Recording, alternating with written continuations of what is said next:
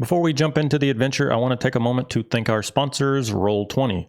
Roll20 is the virtual tabletop that we're using to make this game possible. It hosts the map, the dice roller, and all of our character sheets, and they've seen fit to include us in their Spotlight program, which not only will help raise awareness and help viewers find the channel, but also gives us access to the pro-level subscription and unlocks many of the features like dynamic lighting and many of the scripts that we use to bring our game to the next level. So if you have any questions about how to get started or are looking to improve your abilities with Roll20, do not hesitate to reach out and we will do what we can to help you. It's a really powerful tool and we're thankful for them for sponsoring this show.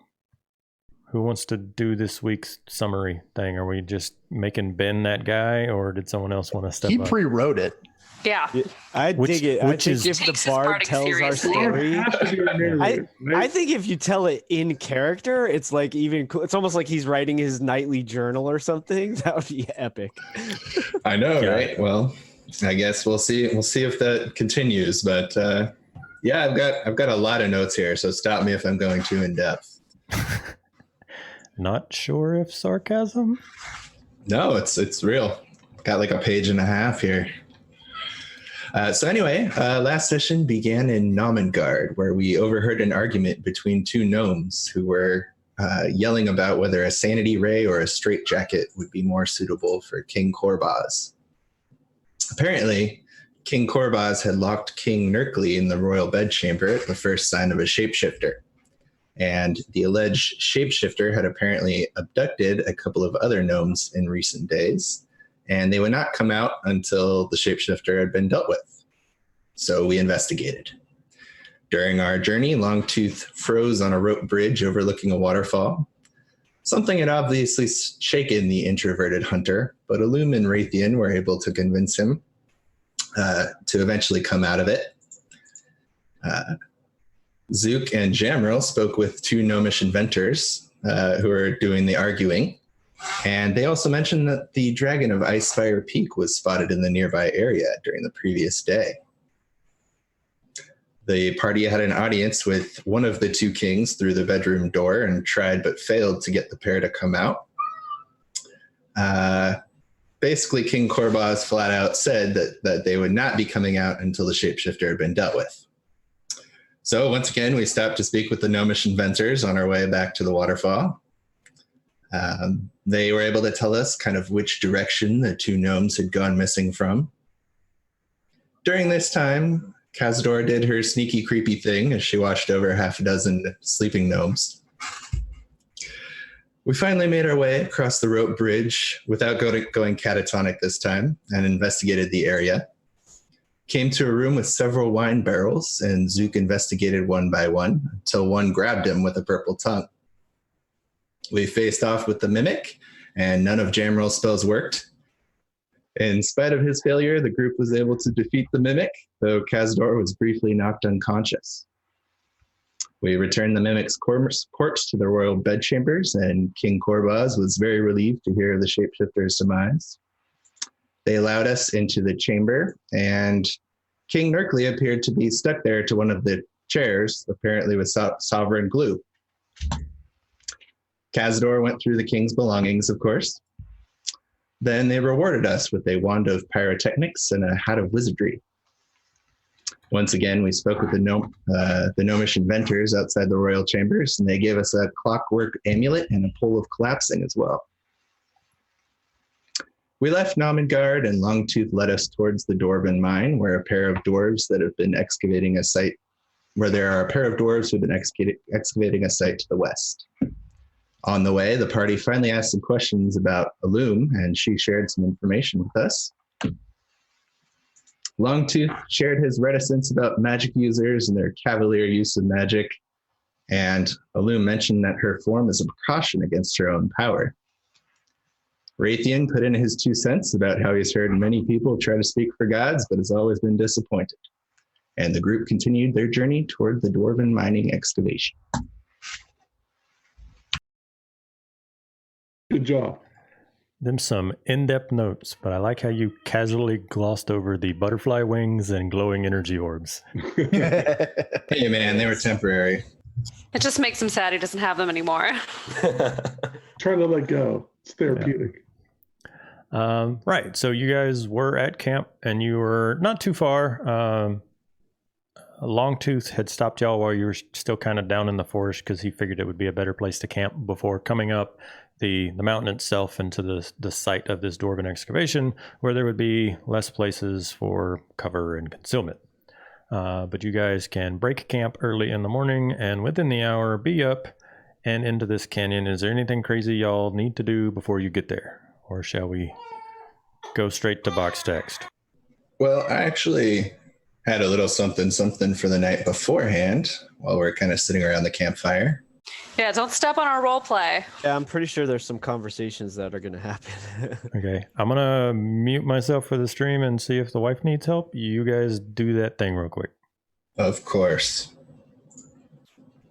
So, I'm not sure how the rest of you all camp, but as we're kind of winding down, perhaps after dinner, Jamrel finds kind of a nice quiet spot by the campfire and begins strumming a little bit.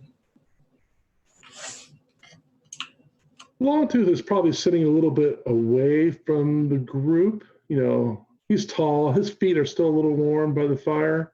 And he's there whittling something in the shadows. You know, those of you who can see in the dark, it looks suspiciously like a barrel with 2 feet sticking out of it or something like that he's whittling.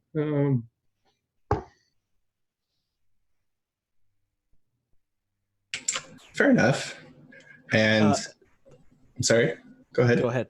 No, you. So Illum and Zook would probably be a little bit familiar with the tune that's kind of starting to come out. But I was going to say that Illum would probably take out her sham and play a little accompaniment with you. Not as nearly as deftly as Jamril will, but just sort of, you know, practicing more than anything. Awesome. Just enjoying the time. I think she probably really is accustomed to traveling on her own. So to be traveling with a group over a few days is really exciting for her. Right. So yeah, so she's sitting with you and enjoying some jamming. So I guess anybody who's kind of nearby would begin to hear Jamrel start to kind of recite in a melodic way. One beautiful morning, I came upon a gnome whose mysterious experiment had gone wrong. Among the mechanical traps he fell. Quickly I ran and spent all of my spells. The greatest mission in which I partook, and that is how I met my good friend Zook. That's me. One night in a tavern I performed without care, in another bard's turf of whom we weren't aware. He poked and prodded, acting tough, but wasn't too bad when it came to fisticuffs. But strings he pulled and life wasn't the same, and we knew we had to leave to make our way. Ill-prepared were we, our mistakes spelled doom, but on our way out we met the mysterious Illum. Proficient in travel she appeared to be, and so I asked her to join our company.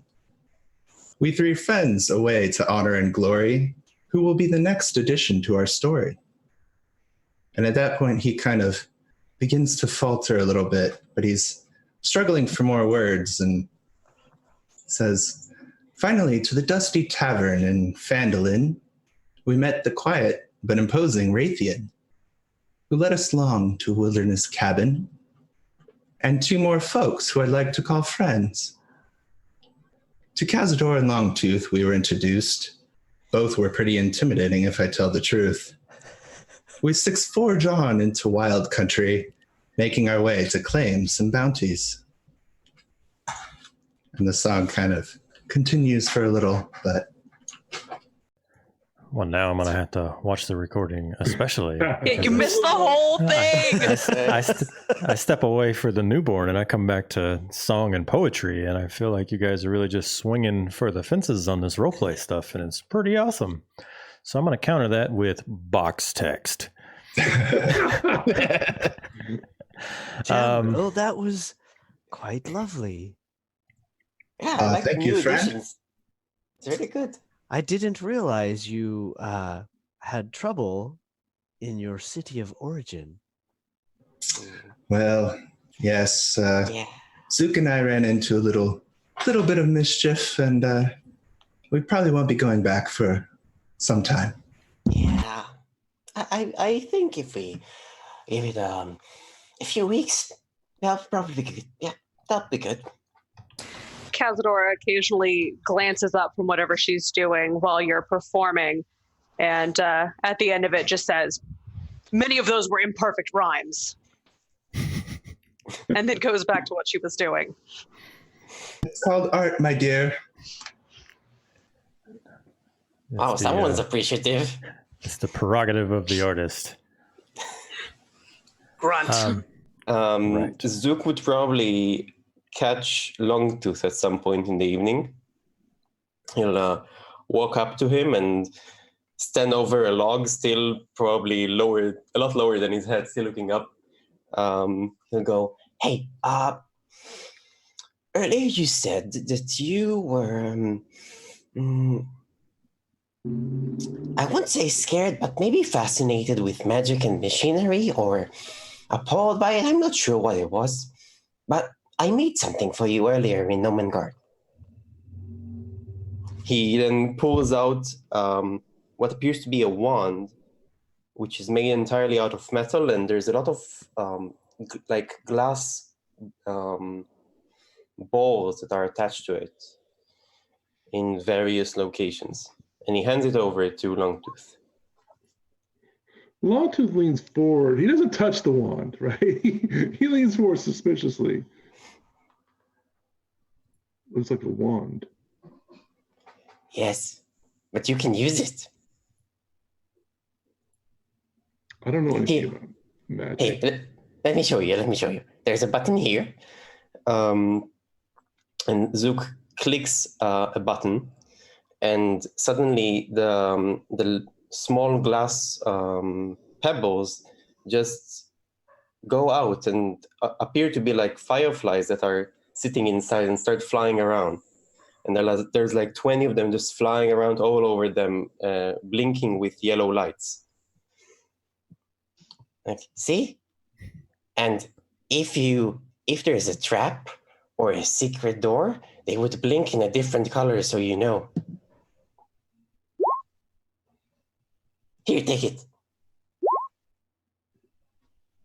He takes it and wraps it up in his shirt and puts it in his backpack near the bottom somewhere. Thanks. You're welcome.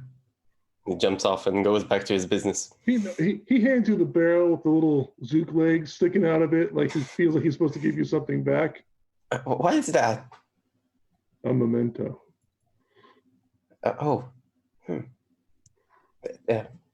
Thank you. It's like, it's not that yay big. It's just Okay. He takes it awkwardly and thanks. Thank you. And then goes back to tinkering with more machinery and minor explosion sounds. When Zook turns around and walks off, he pushes his backpack away from him, like it's dangerous. He's like,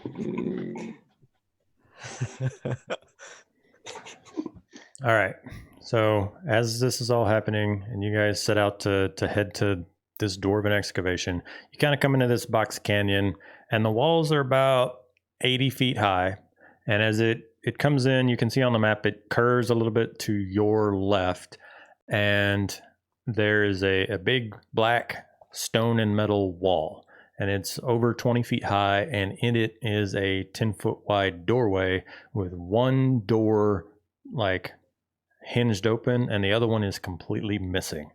For the sake of the map, dynamic lighting is on because you guys will be needing it later, but imagine that it's daylight, so you can actually see much further than your tokens currently can, but due to not wanting to play with turning lighting on and off, deal with it, y'all.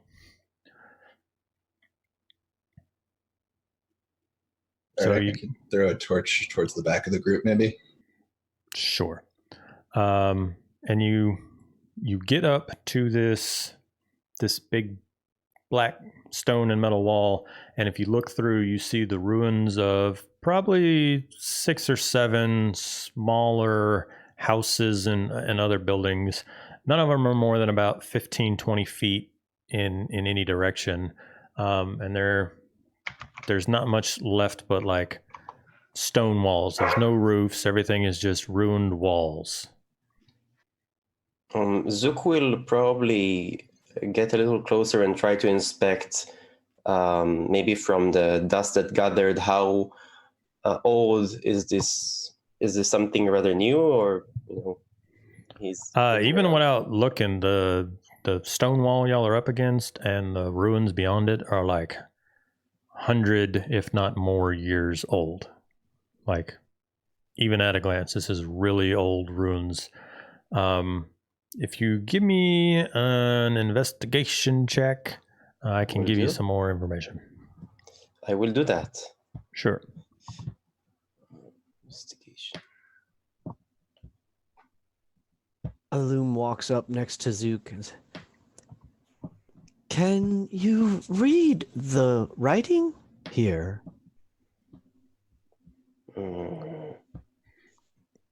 Zook, with your investigation check, you can see that there are signs that large stones and other pieces of stuff have been cleared and kind of dragged through the area. So it almost looks like some of the houses have been unburied.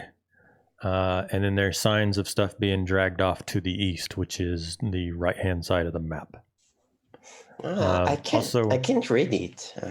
No, sorry. Continue. As you're in this canyon, just for the record, looking up and out of the canyon to the east is the peak. Like, you are at the base of a large mountain, but this canyon is leading directly up to that mountain. So you're not in a canyon that goes between 2 elevations. You are approaching a large mountain, and it's kind of casting its shadow down on the area where you currently are. Once it seems like the entrance is pretty clear to go into, Cazador is going to get low and move mysteriously quickly with 45-foot walking speed and move stealthily through. And once I've started ascertaining specific directions are clear, I'm going to probably Zook, who I know who has dark vision as well, I'll give him the hand signs to either like come with or stop or whatever they are. Yeah, and remember it's daylight, so you guys can see. Never mind. Much further. I'm just gonna stealth on in there. You're in the shade of like this canyon, but like it's not pitch black in here, like your tokens would lead you to believe. Not yet, but it's just easier for the actual technicality of running the map once you guys go underground to have the whole map act that way. Well, my explanation would be a lot cooler if it was pitch dark. So. Bam, you guys waited till nighttime. Ignore. Nailed it. Someone roll me a d20. Cazador, where do you move to?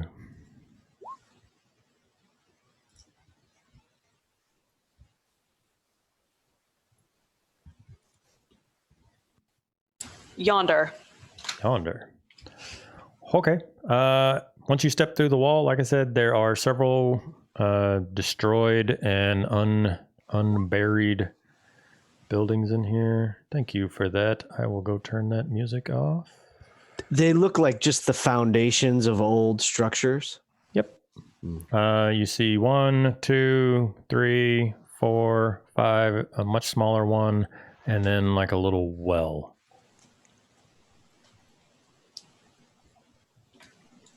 And then once I'm in, I'm just going to look around to make sure everything's clear before I kind of motion for everyone to follow. Sure. Go ahead and give me a perception check.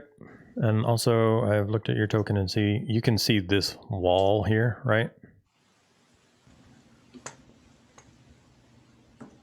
While this is going on, Seal? Yeah.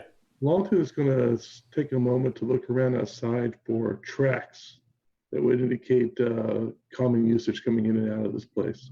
Sure. Go ahead and give me a survival check. Cazador, you can see at the edge of your current dark vision, but it's daylight, so you can see it. This is a 10-foot high, like partially collapsed wall. Looks like there used to be a gate right in the middle of it, but the gate's no longer there. So there's bits and pieces of the wall that are like collapsed and fallen over, but it separates the village that you're at, the little village area you're in, from the front of what looks like kind of like a temple carved in the side of the mountain. So you see like 3 stone steps that step up, and then there's a pair of statues and a big fancy doorway actually in the side of the mountain. All right, and I'm going to continue kind of zigzagging towards that. I have a 15 passive perception if you want to use that instead of constant perception rolls. Yep. So I'll just go ahead and move myself. Sure. Longtooth, even with a 7, you can see that there are humanoid footprints in here. Not a whole bunch of them. It looks like 1, maybe 2 sets of shoes that are not your group. And coming and going, but nothing super fancy with that 7. Cazador, now that you are closer, you can see that those 2 statues you saw. I'm going to move your token just for the sake of descriptivizing. Yeah, you see that? How did I get here? Yeah. With that information, Seal, Longtooth makes his way up to Rathian and whispers, "We are not alone here." We even know why we're here. Yeah, there's a few dwarves here that we need to warn. Sorry. We need to warn a few dwarves that are supposed to be inside. There's a dragon outside. Got it. Cazador, I'll move you back in a second, but I want to point out that these 2 star circles are the statues. And now that you're closer over here, ducked behind this building, you can see that they are dwarves, and they have like cloaks hunched up over their shoulders, and they both have like a malevolent, evil kind of smirk or grin to their face. Cool. But everything in here is really old. Even the statues, like one of them's crumbling, and the other one, just the passage of time has really worn down its face. The nose, the eyes, and everything are much duller than you would imagine they were when they were originally carved. And Cazador, you are close. Well, Rathian and Cazador, you are now close enough that you do hear conversation, and it is in Dwarvish. If either of y'all speak Dwarvish, energy beam noise. Ew. When Illume passes the well, she's going to look down inside and see if she can determine if there's water or if it's been filled. It is completely bone dry. In fact, it doesn't even go deep enough that you would think a well should be. It goes like maybe 10 feet and then appears to be full of rubble and rocks. Okay. Thank you. Cazador and Rathian and now Zook, as you get through there, you can see that there's 3 piles of rubble in this area, and apparently oblivious to the fact that you have arrived, there is a pair of dwarves like sat down on the other side of the furthest east pile of rubble, and then they appear to be munching on their breakfast and just talking amongst themselves in Dwarvish. I don't know who all speaks Dwarvish. I do. So I am going to pantomime back to the group. You went off. She's pantomiming. I'm pantomiming to the group. God damn it. I'm an idiot. I'm sorry. No, it was perfect. So Rathian's like, "I can't hear you. What?" Exactly. That's what I was thinking. You gotta speak louder. This trained old soldier, like, what is this? He must have been infantry. Smooth, Rathian, smooth. Oh my goodness. Too good. In response to that, Zook will try to stealthily head back. Stealth check. Longtooth, you said you speak Dwarven. You said you speak Dwarven. Anyone else who speaks Dwarven can see that it's just casual conversation. One of them's like, how much more you reckon we could get done today? And the other one's like, well, if we spend all of our efforts working in the back tunnel, we could definitely make some progress. But with that damn ooze hanging out in the main room, we got to be really careful. And then the other one's like, yeah, getting really tired of sneaking past that damn thing. And they'll continue unless y'all interject. Did anyone even pick up to send me the bard? So Zook probably fell when he was trying to stealth out and made a lot of clanking sounds from all of his mechanical parts that he wears. This is like every zombie movie ever. You like kick a rock or one of your metallic things like falls and skips, and it's like the longest. Like everyone turns around and watches as it just continues to make noise and bounces off like a wall and skitters across. The one plate spinning around. Yeah, and it's, you know, like a coin or something does that, like that hubcap noise, like. Ooh, love a zook. And so the two dwarves are going to kind of jump up and reach for their weapons and like take a step back each, kind of near the door of this temple, and they're like. They'll call out in common, who goes there? Hang on, you're not going to need those. We are friends.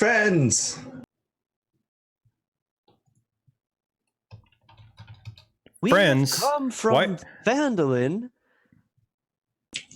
You're from town? That is correct. They're from town. The dwarf. So you have two different dwarfs here. One of them is a little bit younger and full on beard, full head of hair, and the other one's kind of older and grumpier looking.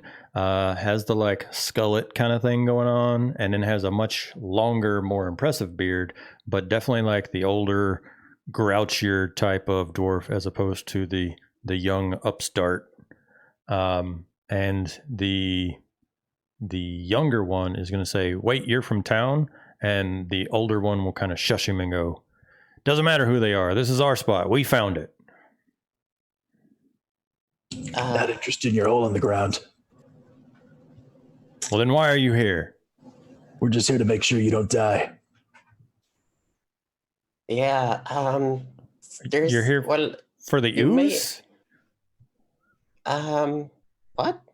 The ooze. How did you, if you're here to make sure we don't die, how'd you find out about the ooze? And then that's the younger dwarf, and the older dwarf like tries to shush him. Shh. We actually came to warn you about the dragon. You know, there's a dragon that moves around to this peak, and it's a bit dangerous to be around right now. Yeah, we saw the dragon three days ago, I think it was. But anytime it flies overhead, we just take cover in the temple. It can't fit in there, so not really any of our concern. It does kind of put us in an awkward spot, being stuck between the ooze. And as soon as he says that, the older dwarf is like, "Shut up." What is this ooze you speak of?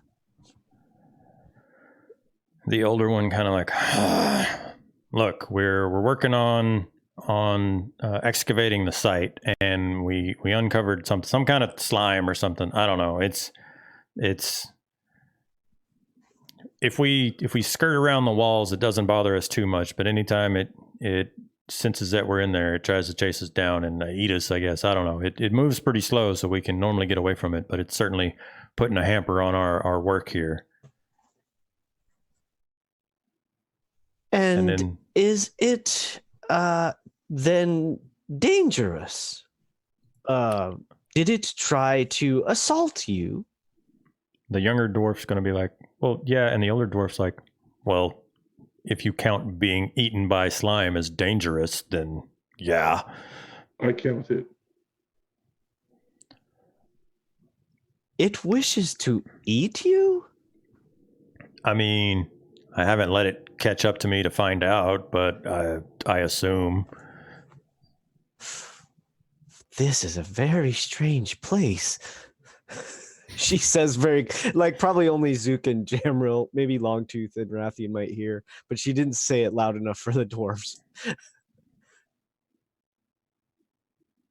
Well, we are a mighty group of adventurers who are always seeking some good work for a healthy reward.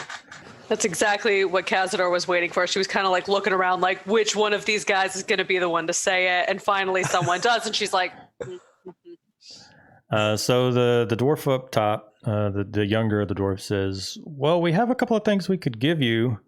if you were willing to clear it out for us, and then the gruff one is going to be like, but this is our site, so you're just here to clear it out and take your reward, but this is our claim. Of course, that sounds good to me. I have no interest in mining in the dirt every day. Have you tried burning it out? I mean, dwarven machinery is not really that interesting anyway. Clay, I didn't hear what you said. Have you tried burning them out? Fire, oil. Well, we have a couple of torches, but again, rather than filling the room full of smoke, it was just easier to wait till it's on the other side and kind of skirt around it. We got our pickaxes, but I didn't really seem keen on trying to stab a puddle of ooze to death, so... Yeah, that seems like that would be weird. Yeah, I would very much like to see this ooze that you speak of. And Illum starts walking forward. Well, it's normally in the main chamber, and then the younger dwarf is like fishing through his pockets, and he pulls out a rock, and he says, "If you were to clear out the site, we could give you this."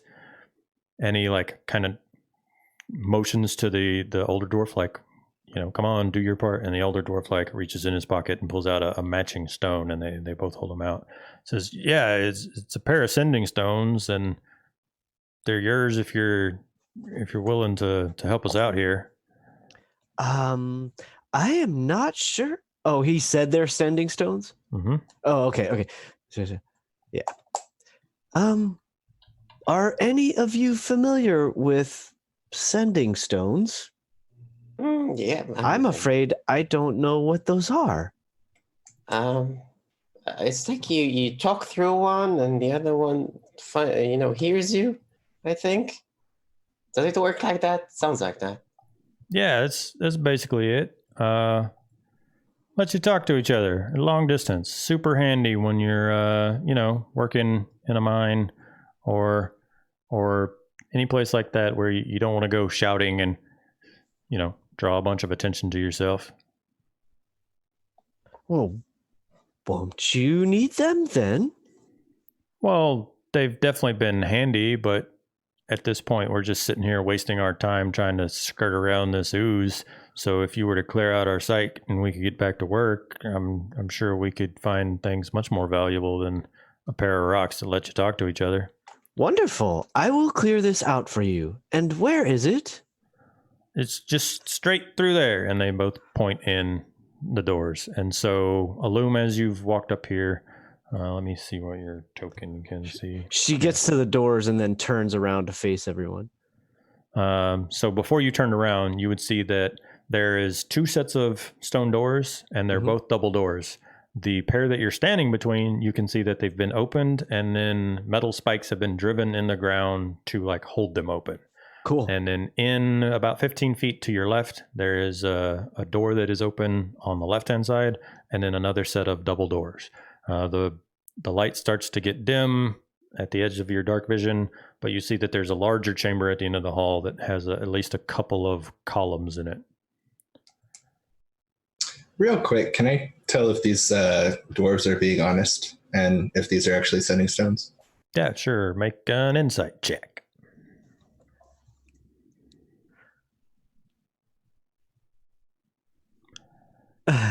Seems pretty straightforward. They don't look like absolute normal rocks, and you can at least figure that they weren't standing there with random rocks in their pockets waiting on a group of random adventurers to show up to offer under the guise of them being sending stones. Longtooth is going to take one of these torches that the dwarves have and light it up. Flint and steel. Got it. I think Illum is going to. Well, she doesn't need it. It's only so Rathian, Jamril, and Longtooth all need light, correct? Correct. Yes. And does Jamril carry? What weapon does he carry, or does he carry? Jamril's got a rapier and I believe a light crossbow. Awesome. And do you carry the light crossbow, or is it like hanging from your belt? Probably hanging from the pack along with my rest of my instruments. Okay, so I think then Alum will sort of wait for you to catch up to her. I'm about to drop slime on your ass. And then tap like the handle of the crossbow and cast light on it, so you sort of have this beacon of light over your shoulder. Seeing as how it sort of freaked Longtooth out last time and he grabbed a torch. Rathian, perception check. Cazador, perception check. Zook, perception check.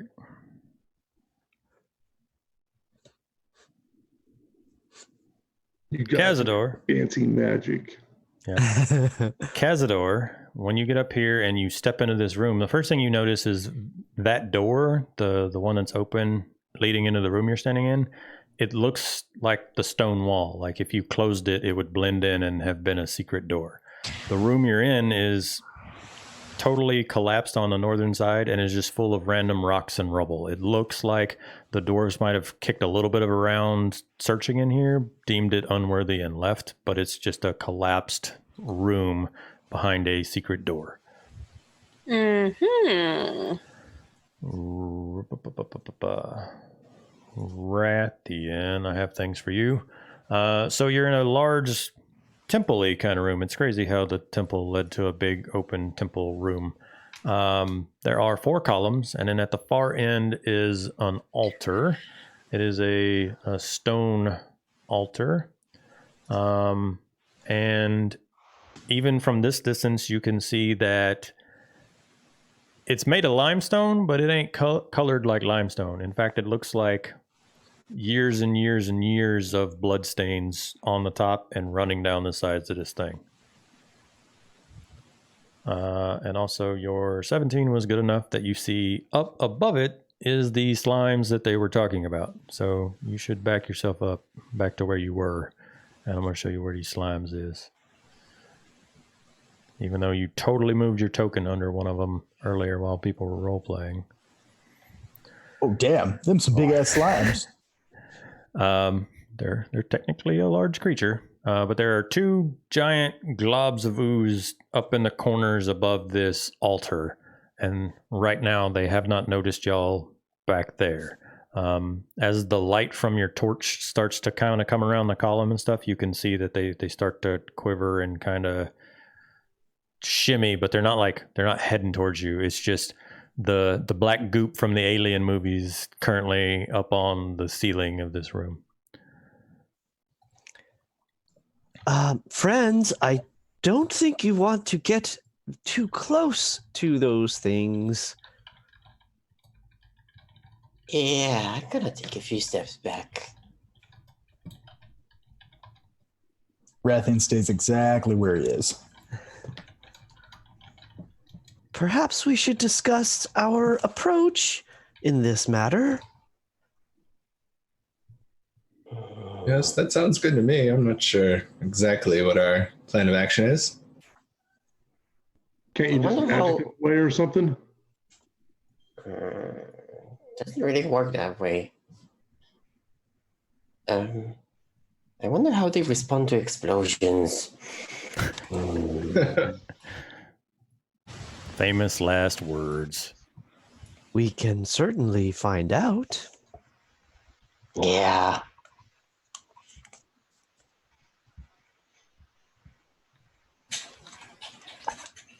You know, I actually have an interesting idea. I have this new invention that I was working on. It might be able to draw their attention. Oh, right. Let's give it a go. Bastian, come back. All right. And Zook will pull from his bag a small clockwork scorpion, and he will put it in the ground beside him. And then he will take another, what appears to be a mechanical rune almost, with some sort of magical glow to it, and will tap it. And the scorpion will enlarge itself to almost It's a medium size now. It's like 3 feet side to side. It's a rather large scorpion made out of clockwork. Wow, that's quite an impressive invention. You made this yourself. Yes. Here it is. Okay. He will send it inwards. That is remarkable, Zook. Thank you. Let's see. The scorpion will just go in there. Mm-hmm. I suppose around here. I can still see him. Just barely. And I will command it to attack that ooze, the one closest to it. The one on the south? Throw his torch into the middle of the room. Okay. Let me... Does your scorpion thing... I'll mess with it at a later point. Does it have dark vision? No, but I think... I'm not sure, actually. I don't know how it works, but it says that I can command it if I'm within 60 feet to attack an enemy in sight. Okay. I just wanted to know so that I can, like, very quickly... You can see it now, right? You can see through its eyes? I don't think that I can see through its eyes, but I think that I meant can... like you can see in that room now, though. Like, it's yeah. Okay. Things for me to fix on break. Hooray for characters that have multiple pets. Go ahead and make your attack roll against the ooze. Will do. While this is going on, Cazador starts looking at the wall next to Longtooth and sort of abruptly just sort of moves him out of the way, just like absentmindedly shoves him to the side and starts feeling the wall near where he is standing. Does a 16 hit? Yes. So a ray of force energy just slams out of his tail and up and hits the ooze and causes a small explosion where it hits. So most of y'all are distracted by the fact that a little mechanical scorpion has run in and is shooting explosions at slime. While all of that's happening, the elf just kind of walks up to a wall, gives it a good pat down, and then just pushes the wall open, revealing a passageway, and has now stepped into it. At that point, Cazador, roll initiative.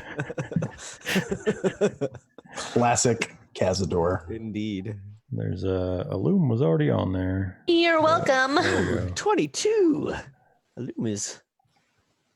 Hey, Rathian with the crit. Ocker Jelly with the 1. I don't think I was on my token though. Rip. Just roll again and then edit. Work the GM. Rathian, did you roll? No. If you just roll click again. your token and then roll your initiative a second time. Got it. And then we'll just edit it to your 22. I imagine I have a higher dexterity than you do. Although I don't know. Look at this. Oh, I crit. Oh, I'm going to roll again and also roll 19. Almost. Starting it out good. All right. So the how do order... you handle the ties? I can go turn on the tiebreaker thing, but I'm fine with y'all just going, oh, well, I want to go first or second. Why is there an ant on my microphone? Yeah, so it's all of y'all and then the slime. So I get the feeling y'all are just going to pummel the crap out of this slime, so go ahead and start doing that. Sure. I would say since Rathian's in front of a loom, why don't you go ahead and make your move first? You're muted, Curtis. Yes, I am. Which one got blasted? The one on the bottom? The one on the bottom. It actually got blasted and kind of pushed back along the ceiling. All right. How far up is it? That is a great question. Ceilings throughout this area are 10 feet high and perfectly flat.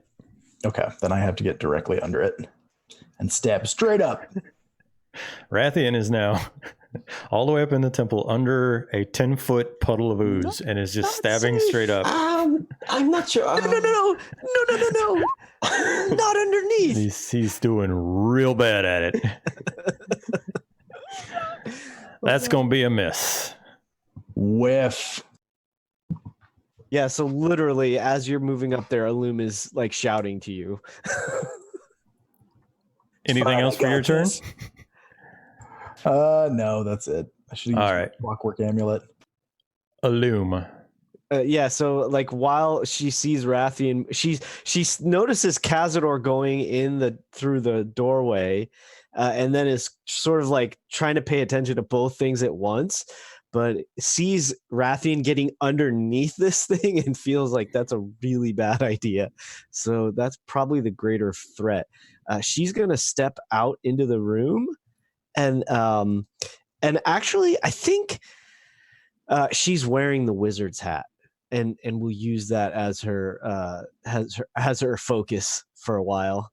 Okay. So and it's literally like on top of the hood of her cloak, so it looks probably a little goofy, but she sort of like pulls it down tight over her head and says, "Oh dear, Rathian, I don't think you want to be under them." And like she's getting more animated than she usually is, and it's like she does this motion like this, and she's gonna drop a shatter on the ceiling between the two of them, but more towards the one on her left to try to avoid blasting Rathian. So there's this, massive like, and I imagine there's like blue sparks as like the ceiling just splinters into shards. Got it. Do that thing. Is it safe from me? It's a DC 14. And let's see, that is going to be I believe it is Con? I will tell you right now. Shatter is a Constitution saving throw, and this is going to be thunder damage. If they save, they get half damage, I believe. Okay, the top one saves and takes half. It's a DC 14 with 13 damage. Oh, I misread. Then neither of them save, and they take full damage. Awesome. Well, so they both take 13 thunder damage, and then over her shoulder, the last thing she's going to do is say, Longtooth, keep an eye on Cazador, and that's it for Illum.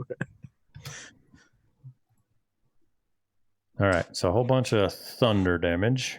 I'm gonna go ahead and say that you also they fell down off the ceiling at that point. It will mechanically still be the same amount of movement on their turn. Dope. So Rathian slime is drooping down off the ceiling and pooling in front of you, and also to the north of you. And it is Zook's turn. All right. I'll just move in to the room around here. That's a lot of ooze. As a bonus action, I will command the scorpion to go forward 15 feet over here. Mm-hmm. And it will blast the ooze near Rathian. Okay. Is it still a ranged attack? Yes, I believe it is. Maybe I can... Can I do it before it moves? Yeah, I'm just, if you get melee with it, because it's a round token, but it's technically in that space around the corner. So not only would there be a little bit of cover involved, but you'd also be attacking ranged attack, so it would be disadvantaged. So something to keep in mind. All right, good to know. So it will attack from here. Mm-hmm. Do the thing. I'm doing the thing. Here's the thing. 10 still hits. Nice. No, 10 force damage. 10 force damage, and you push it. It was coming down off the ceiling and starting to pool at Rathian's feet, but you pushed the whole glomp of it, and it's now like a puddle on that altar and oozing down the sides and still trying to snake across the floor towards Rathian, even as your little scorpion blast pew, pew, pew, pew, and you're like sonically pushing it back, but it's still like dark fingers oozing towards Rathian. Yeah. And for my action, I will pull out my crossbow, which looks a little different than it looked last time, since he was tinkering it with it in Nomengard. It's now entirely covered with those little runes that slightly glow, and when he pulls back, just an arrow apparates. It doesn't need to load it; just apparates over there, and he aims and fires at the ooze again. Do the thing. Oh Jesus! Crit! Did I really crit now? Oh boy! Nice shot, Zook. That's how we do it. And it's piercing damage, so it takes 9 piercing. Yep, it's magical. I love the name. Yes. Behold, the Prismozapper 1000. Is that because was incredibly effective? 999 prototypes failed before that, or Good news, my friend. Good news, everyone. the slime pipes are flowing again? Anything else? No, that's my turn. It's just an ordinary gas cloud, but watch out, because that's no ordinary gas cloud. Jamrel. All right. And Zook, which one were you shooting at? Everyone's been piling on the south one. South one. Okay. So Jamrel pulls the instrument off his back and has this weird moment where he seems to strum it, but nobody really hears anything except for the ooze on the north. And he's going to cast Dissonant Whispers on it. Do you speak Dwarvish? I do not. The dwarfs behind you, one of them makes a comment and the other one laughs. Longtooth speaks Dwarvish. It was a like hushed thing, but he's within 5 feet, so I let him hear it. You probably hear the laugh, though. So one of the dwarfs back there laughs. Which one did you say you were attacking? The north one. And it makes a wisdom saving throw. Wisdom save. They're super smart, let me tell you. He still passes. What is wrong with Jamrel's character? Like, it has a -2 wisdom. It's a slime. I'm sorry, sir. Your consistency remains quite consistent. It's all good. We'll get there. We'll get there. Y'all laugh. Jamrel's going to kill the dragon, and it's going to be like the weirdest spell, too. Like we all want him to, and he's going to kill it with like vicious mockery. Shame to death. One damage, vicious mockery. Here we go. Jamrel's going to trip and, accidentally let go of a dagger, and it's going to stab the dragon in the eye. Anything else for your turn? No, that'll do it. Okay, so the 2 dwarves are standing there. Watch as you pull out your instrument, you air guitar for a second, and absolutely nothing happens. Cazador. Sounds about right. Oh, me. Yep, you're in a hallway. It goes forward 10, 12 feet, and then cuts off at a 45-degree angle to your left. No, as much as I want to go down this hallway, I wouldn't leave my friends behind. Do you want to call Longtooth here difficult terrain? No, it's fine. Okay. He doesn't. Longtooth's large, but he's not 5 cubic feet of dude. He's not a dwarf.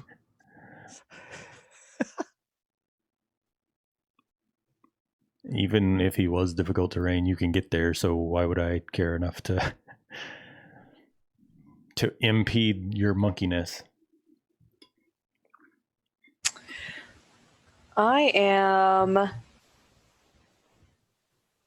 not getting between these 2 things, so I'm actually going to move over to this side, and I will hold until something gets in melee range with me.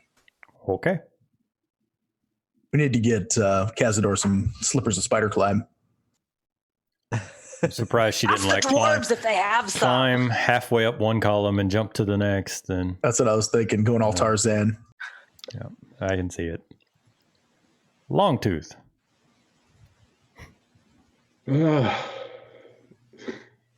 Two big puddles of ooze.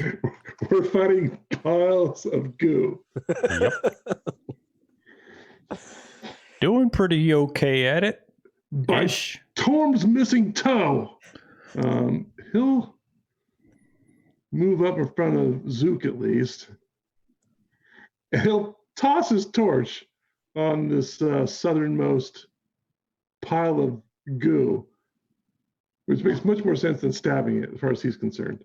Sure. Make a dexterity check, like a ranged attack. Sure. I'll just use my longbow attack here for the attack roll. Sure. 18. Good enough. It's a giant puddle of ooze, and you can fairly reliably chuck a torch over there, especially with the altar. You can just chuck the torch and it like bounces and hits the altar and then is in the puddle of ooze. All right, gang, what do you think a flung torch of fire damage does to ooze? Probably about 8 die 8. Yeah. That sounds right. Yeah. D4? Yeah, I think, what is it, a D6 if you stand in fiery terrain? Or at least that's what it was in 3rd edition. Let's do a D4 now and then a D4 fire damage at the start of its turn for being in the fire. Sure. Especially since technically this is one of the level 1 dungeons and y'all are level 3 and you're just going to pummel these things. 3. Does it die? 3 fire damage. Doesn't die. No. Longtooth's disappointed. Might die on its turn though. Actually, no, it can't. It can end its turn with 1 health. All right, so jelly times. Top jelly goes first. How far can a jelly? A jelly can only move 10 feet. This jelly is going to move here and attempt to slap Rathian with a pseudopod. Bring it on, you slimy son of a bitch. Ooh. Always pseudopods. It has been nothing but pseudopods and manticore bites so far. I don't know why that did not do the thing, so I have to manually do the thing. Does this do the thing? Nope. What is going wrong, character sheet? I have to manually type things out like some kind of Neanderthal. Take that many bludgeoning damage. If you click on the text for pseudopod, it won't roll the damage for you? No, the second time I clicked on the text. So 8 bludgeonings and 2 acids. Interesting. Rathian reaches into the depths of his dark soul and pulls out some demonic fire to hellishly rebuke it. Oh no. DC, I need to finish typing something in my chat box and then I will do that. Who am I traveling with? You know. So how does it manifest? How does Rathian's hellish rebuke manifest? I like to imagine that he's full on like just World of Warcraft Death Knight, like makes the metal hands and just rips the fire up out of the ground.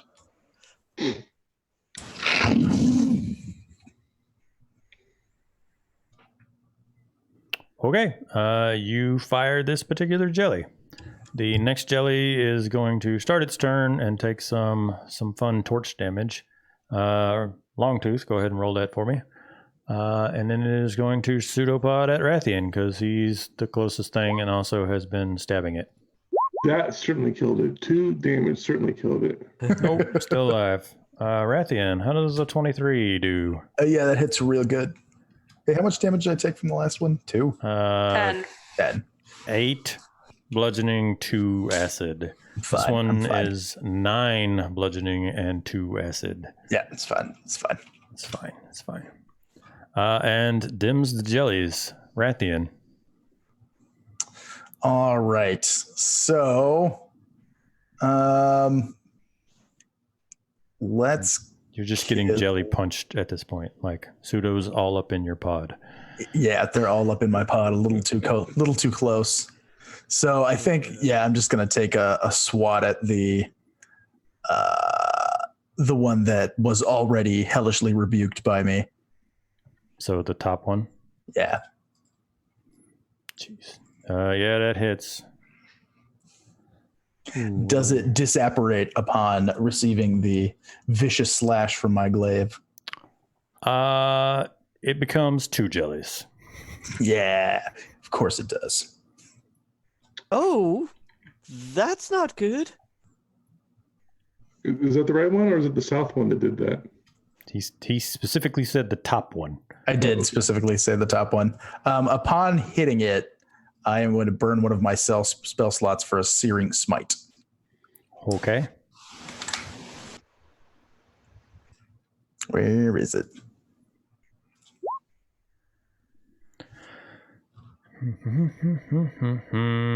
White hot intensity. Okay. 1d6 fire damage to the Curse, target. I think you actually had to cast that before you hit. Did I? Oh, yeah, it's not like my regular smite. Then I'll hit it with my regular smite. Divine Smite. That one is when I actually hit something. When you hit a creature with a melee attack. That one. That's what, yeah. That's the one. Do it. I give you like a big fancy macro and everything. Ooh, laser noises. You just really divine smite. Wait till you see that on the recording. 8 radiant damages. It was technically happening as it was splitting, but I'll let you pick which of the puddles you would like to put all your... Would you want to do 8 damage to one or 4 damage to both? 4 damage to both. Okay. I'm the DM. I can make up the rules as I want. Yes, you now have 2 smaller puddles of ooze that, like the white hot flames of your smite, are kind of still flickering along the pseudopods as they're reaching out and like grasping at your greaves and boots and stuff. And a loom. There's a bunch of ooze. Some of it's on fire. Some of it's like white, holy, radiant fire, and all of it is punching Rathian in the groin. That's really specific. So, seeing this thing split into 2 got Illuma a little more concerned than she was. She's going to try and sneak around this way. So she's going to move to there and then back over to here. And she will then once again, she kind of, does this motion with her hands and pushes them out forward, and electricity sparkles between them, and Emperor Palpatine style, just she's going to send out her witch bolt at this one right here in the middle. Okay. So this does a 14 hit. Yes. Thank goodness. All right. So, and this is now at level 2. Unfreaking believable. How about 5 damage from 2d12? Okay. How about you hit it with lightning damage and it splits into 2 smaller oozes? Oh, goodness gracious. Oh, okay, so, oh dear, that wasn't supposed to happen. Shit. Okay. She's going to drop the witch bolt then. I'm not going to make even smaller tokens. Deal with it. Sure. 2 are small. Curses. That's it. She's done. The orange ones are the super small ones. I think if you hold Alt and resize it, it'll be smaller. I can. But yeah, then I can't read the dang numbers. Lol. It's fine. Whatever. I'll wedge some more slimes in there for Rathian. I was trying to get one of them away from him, but he just wants to be slimed to death. All right, Zook. Puddles of slime everywhere. Oh.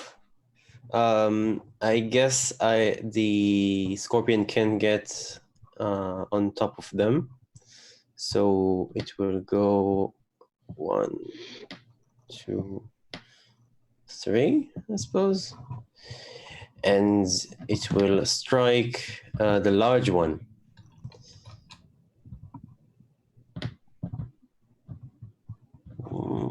Do the thing. Sorry, it takes me time. It's all right. I'm gonna show you how token actions work, and we're gonna speed up this whole juggling multiple character sheets thing. It'll be great.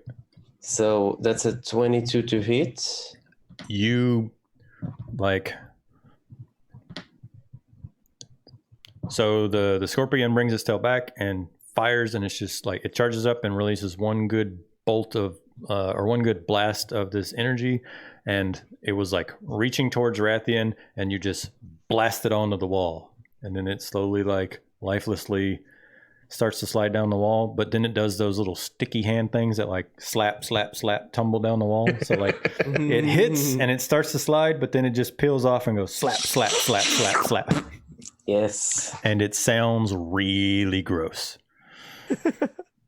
Does it split at all, or no, it's dead. It does not. Once it like pulls at the bottom of the wall, it is not moving anymore.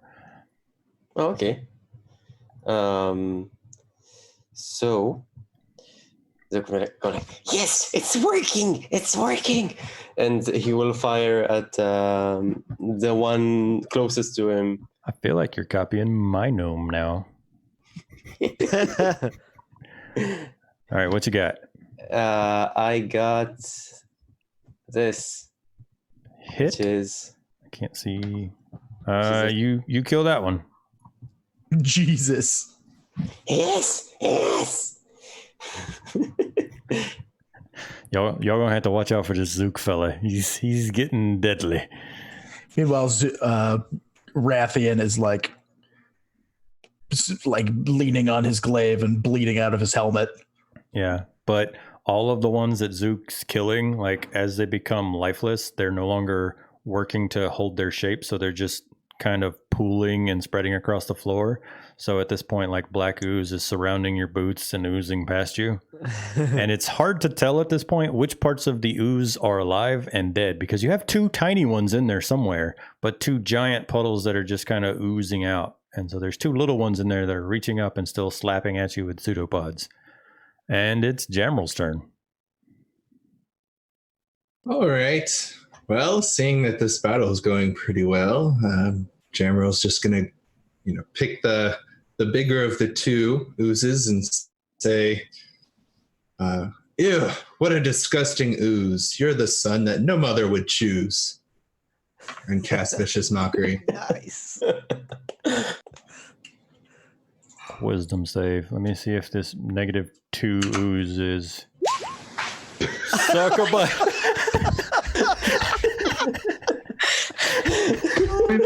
Of course it saves, right? That's going to make his eventual victory so much more satisfying. I know, right? I don't even have a descriptor at this point. It's an ooze of high self-esteem. You can't shake it. Apparently. Oh, gosh. He's oozing with confidence. All right. Yeah. Oh. All right. Well, that's my turn. Would you like to move at all? Yeah, I'll move forward just a little bit. I don't want to get too close to these things. Yeah. Okay. Maybe if you got closer, you'd be more effective. Can the oozes hear you all the way out there? Maybe that's the problem. I don't know. Does it work like that? All right. Cazador. Cazador feels mildly embarrassed for Jamrel. And moves.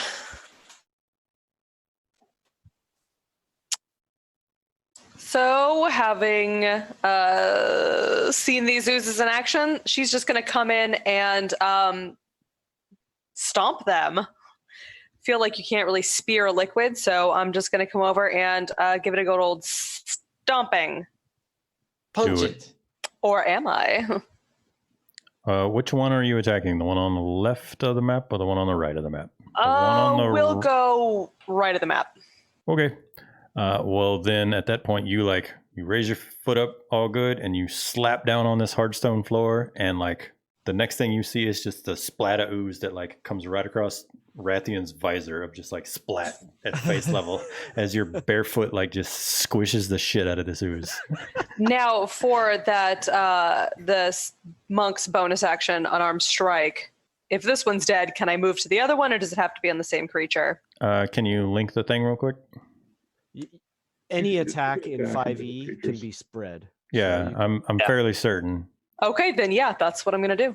You're basically just dual wielding hands. Hit, still alive. Well, then that's it. I smush it and sit back in satisfaction. Okay, you smush this one, but it kind of like flubbers out from under your foot and then like reforms. When you pick your foot up to see if it's dead, it kind of just goes and is back to being, it's like the size of your fist, maybe. Prepare for further kicking. Yeah. Longtoothed. A crazy gnomish guy is like blowing up ooze all over the place, but then a psychotic elf woman has run in and just started like stomping it. What do you do? Well, he doesn't want to stand between Zook and his whatever crossbow gizmo thing he's using, so he's got to get out of that line of fire. Slime Prodder 9000. Yeah. He's over here, and he will jab at the remaining little ooze with his spear. Okay. When in doubt, let's see if the spear works. Dead. You kilted it. He shakes that off. It like slaps up against the side of the column next to Rathian, and then like when you shake off your spear, it like slaps against the wall and it sticks there. It doesn't even fall down like the other one. It's just a fist-sized chunk of ooze slapped up against this stone column. Rathian walks back to the entrance of the room, looking as if nothing has fazed him, but there's like blood running out of every orifice in his armor. Are you all right, friend?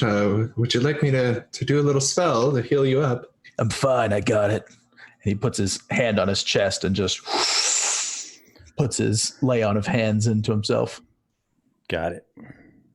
You guys are out of combat and can get back to exploring. You have a blood-stained limestone altar that is now surrounded by, about half an inch thick pool of black and orange slime.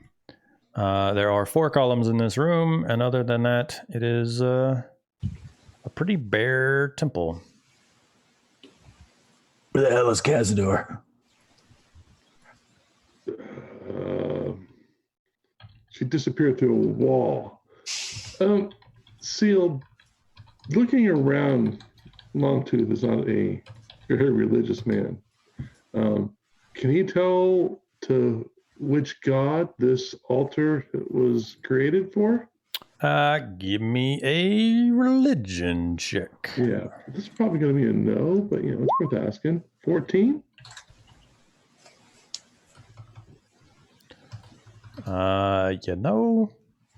Looking at this here page, it doesn't actually tell me what the DC on that would be.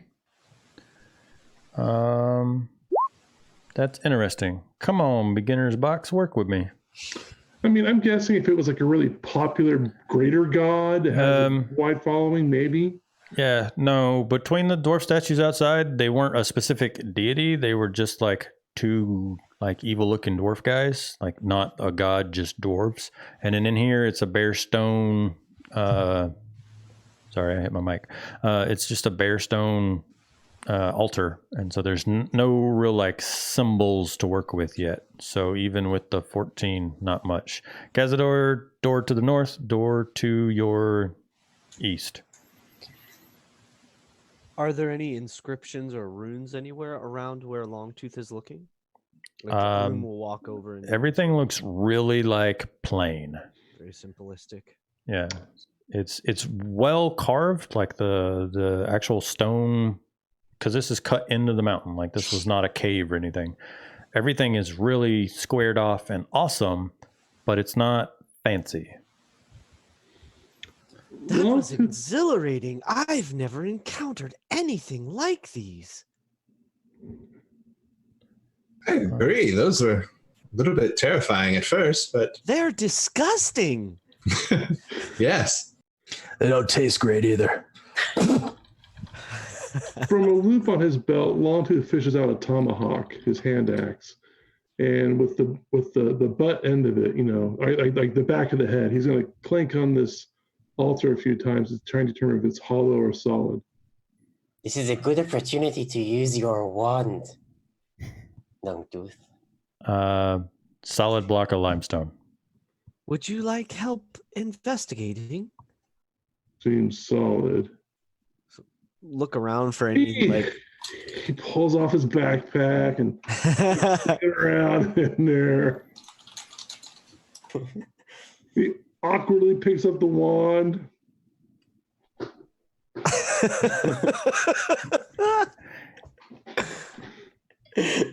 Worth it. Pushes his button. Okay. So you expend one of the charges of the wand.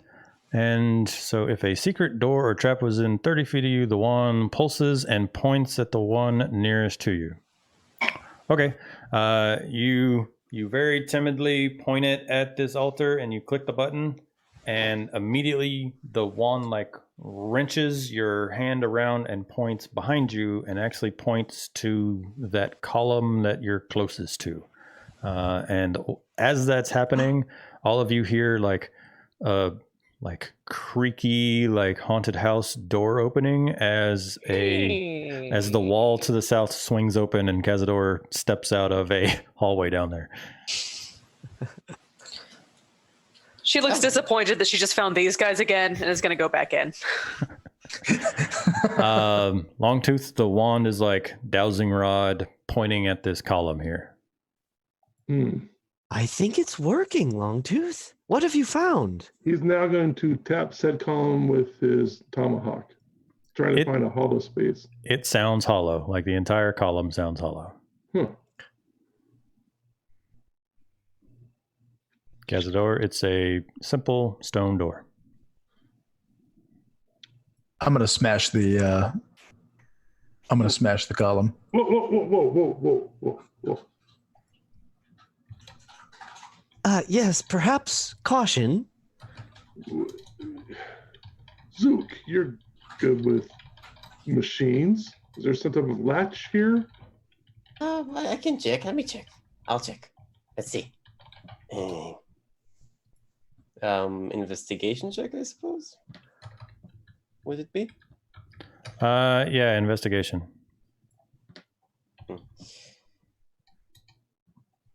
I inspect the column. Ooh. Okay, you find a door on the north side of the column. Oh, here it is. Let me send a thing that I'm doing over here since we got a couple of things happening. All right. Let's open the door then. So Zook walks around and he finds the crease and there's a little stone and he presses it in and it clicks and he opens the door, and the first thing that happens is the door swings open, and probably in the column it would have been about 6 feet high, but it all tumbles out and it's just a mountain of dwarf skulls, and they all pour around probably up to about his knees before he can take a step back, but it's just an avalanche of super old clattering skulls. That's disgusting. He takes a step back somewhere. This is mildly concerning. I do not think this was a good temple. Well, Rathian is gonna powder one of the skulls with the bottom of his glaive. Okay. Like I said, there's a whole bunch of skulls, and they poured out when the door opened. Inside the column, there's probably still 1.5 foot of skulls just kind of stacked up in this hidey hole that's in there. And then there's 24 or so skulls scattered on the floor where Zook was standing. Cazador, this room is partially collapsed on the northern side. It looks like the ceiling and wall kind of fell in. There's only about 10 or so feet between the collapse and the wall to the south, but there's not anything of interest that you can see in here. It looks like the room used to go further to the northeast, but it is all collapsed. But there's lots of noises coming from the next room. Remaining skulls out. Okay. While he's doing that, go ahead. I was going to say, Longtooth like kicks a couple around and then rakes them out of there. And in there is a small, like, iron chest about this big. Nice. While he's doing that, Rathian is going to reach down and pick up one of the skulls. Sorry, it's stone. Not a iron. Stone chest? A stone coffer. Thank you. He's going to make his way down this hallway. He's going to toss the skull on the table for the dwarves. We killed your slimes. Found some of these. And then he's just going to walk away and come back. The dwarfs kind of take a glance at the skull, and then the pair of them kind of step forward to the doors, and they're very timidly watching you. You got a giant man literally raking skulls with a tomahawk in here. You got a skittering scorpion, like crazy elf lady is still just slapping around all barefoot. Like they're not quite charging in just yet. Longtooth will pick up the little stone coffer and or box or whatever it is, and he'll just throw in his backpack for now. We can look at it later. Okay. Zook will scoop some of the leftover of the ooze, probably for later use. What?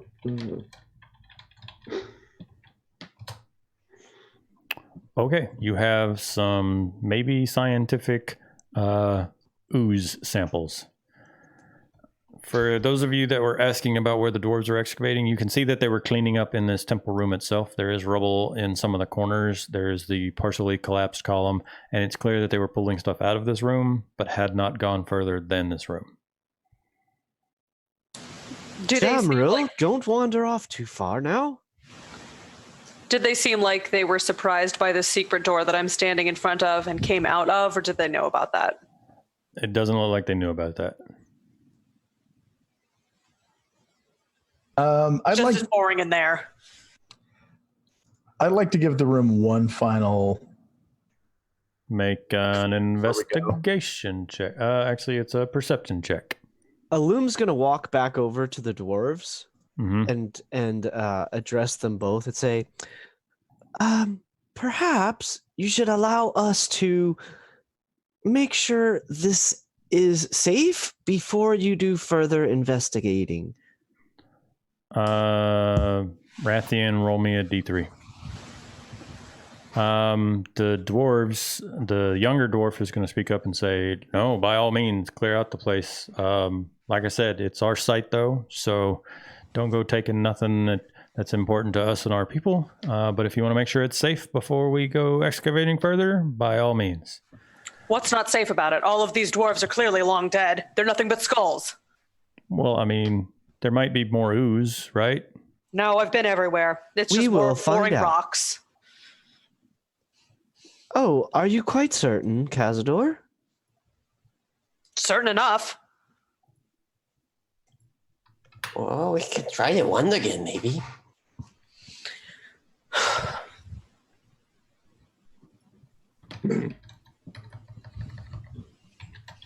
It's up to you, Long. I'll just stay back. I'll tinker with my scorpion. This is a strange room. So I'd like to look around in here. Sure. Investigation check. You see the same stuff I described to her earlier. The room looks like it used to go to the northeast. That is upper right on the map. However, looks like maybe an earthquake or something caused this room to collapse. 12 investigation. Bunch of rubble. It doesn't. Closer look reveals that the dwarfs have not yet been in here and cleared anything, but nothing of excitement. Rathian knocks on the wall that he reaches here. Even without knocking, you can see that it's the back of another secret door. I will open it. Okay.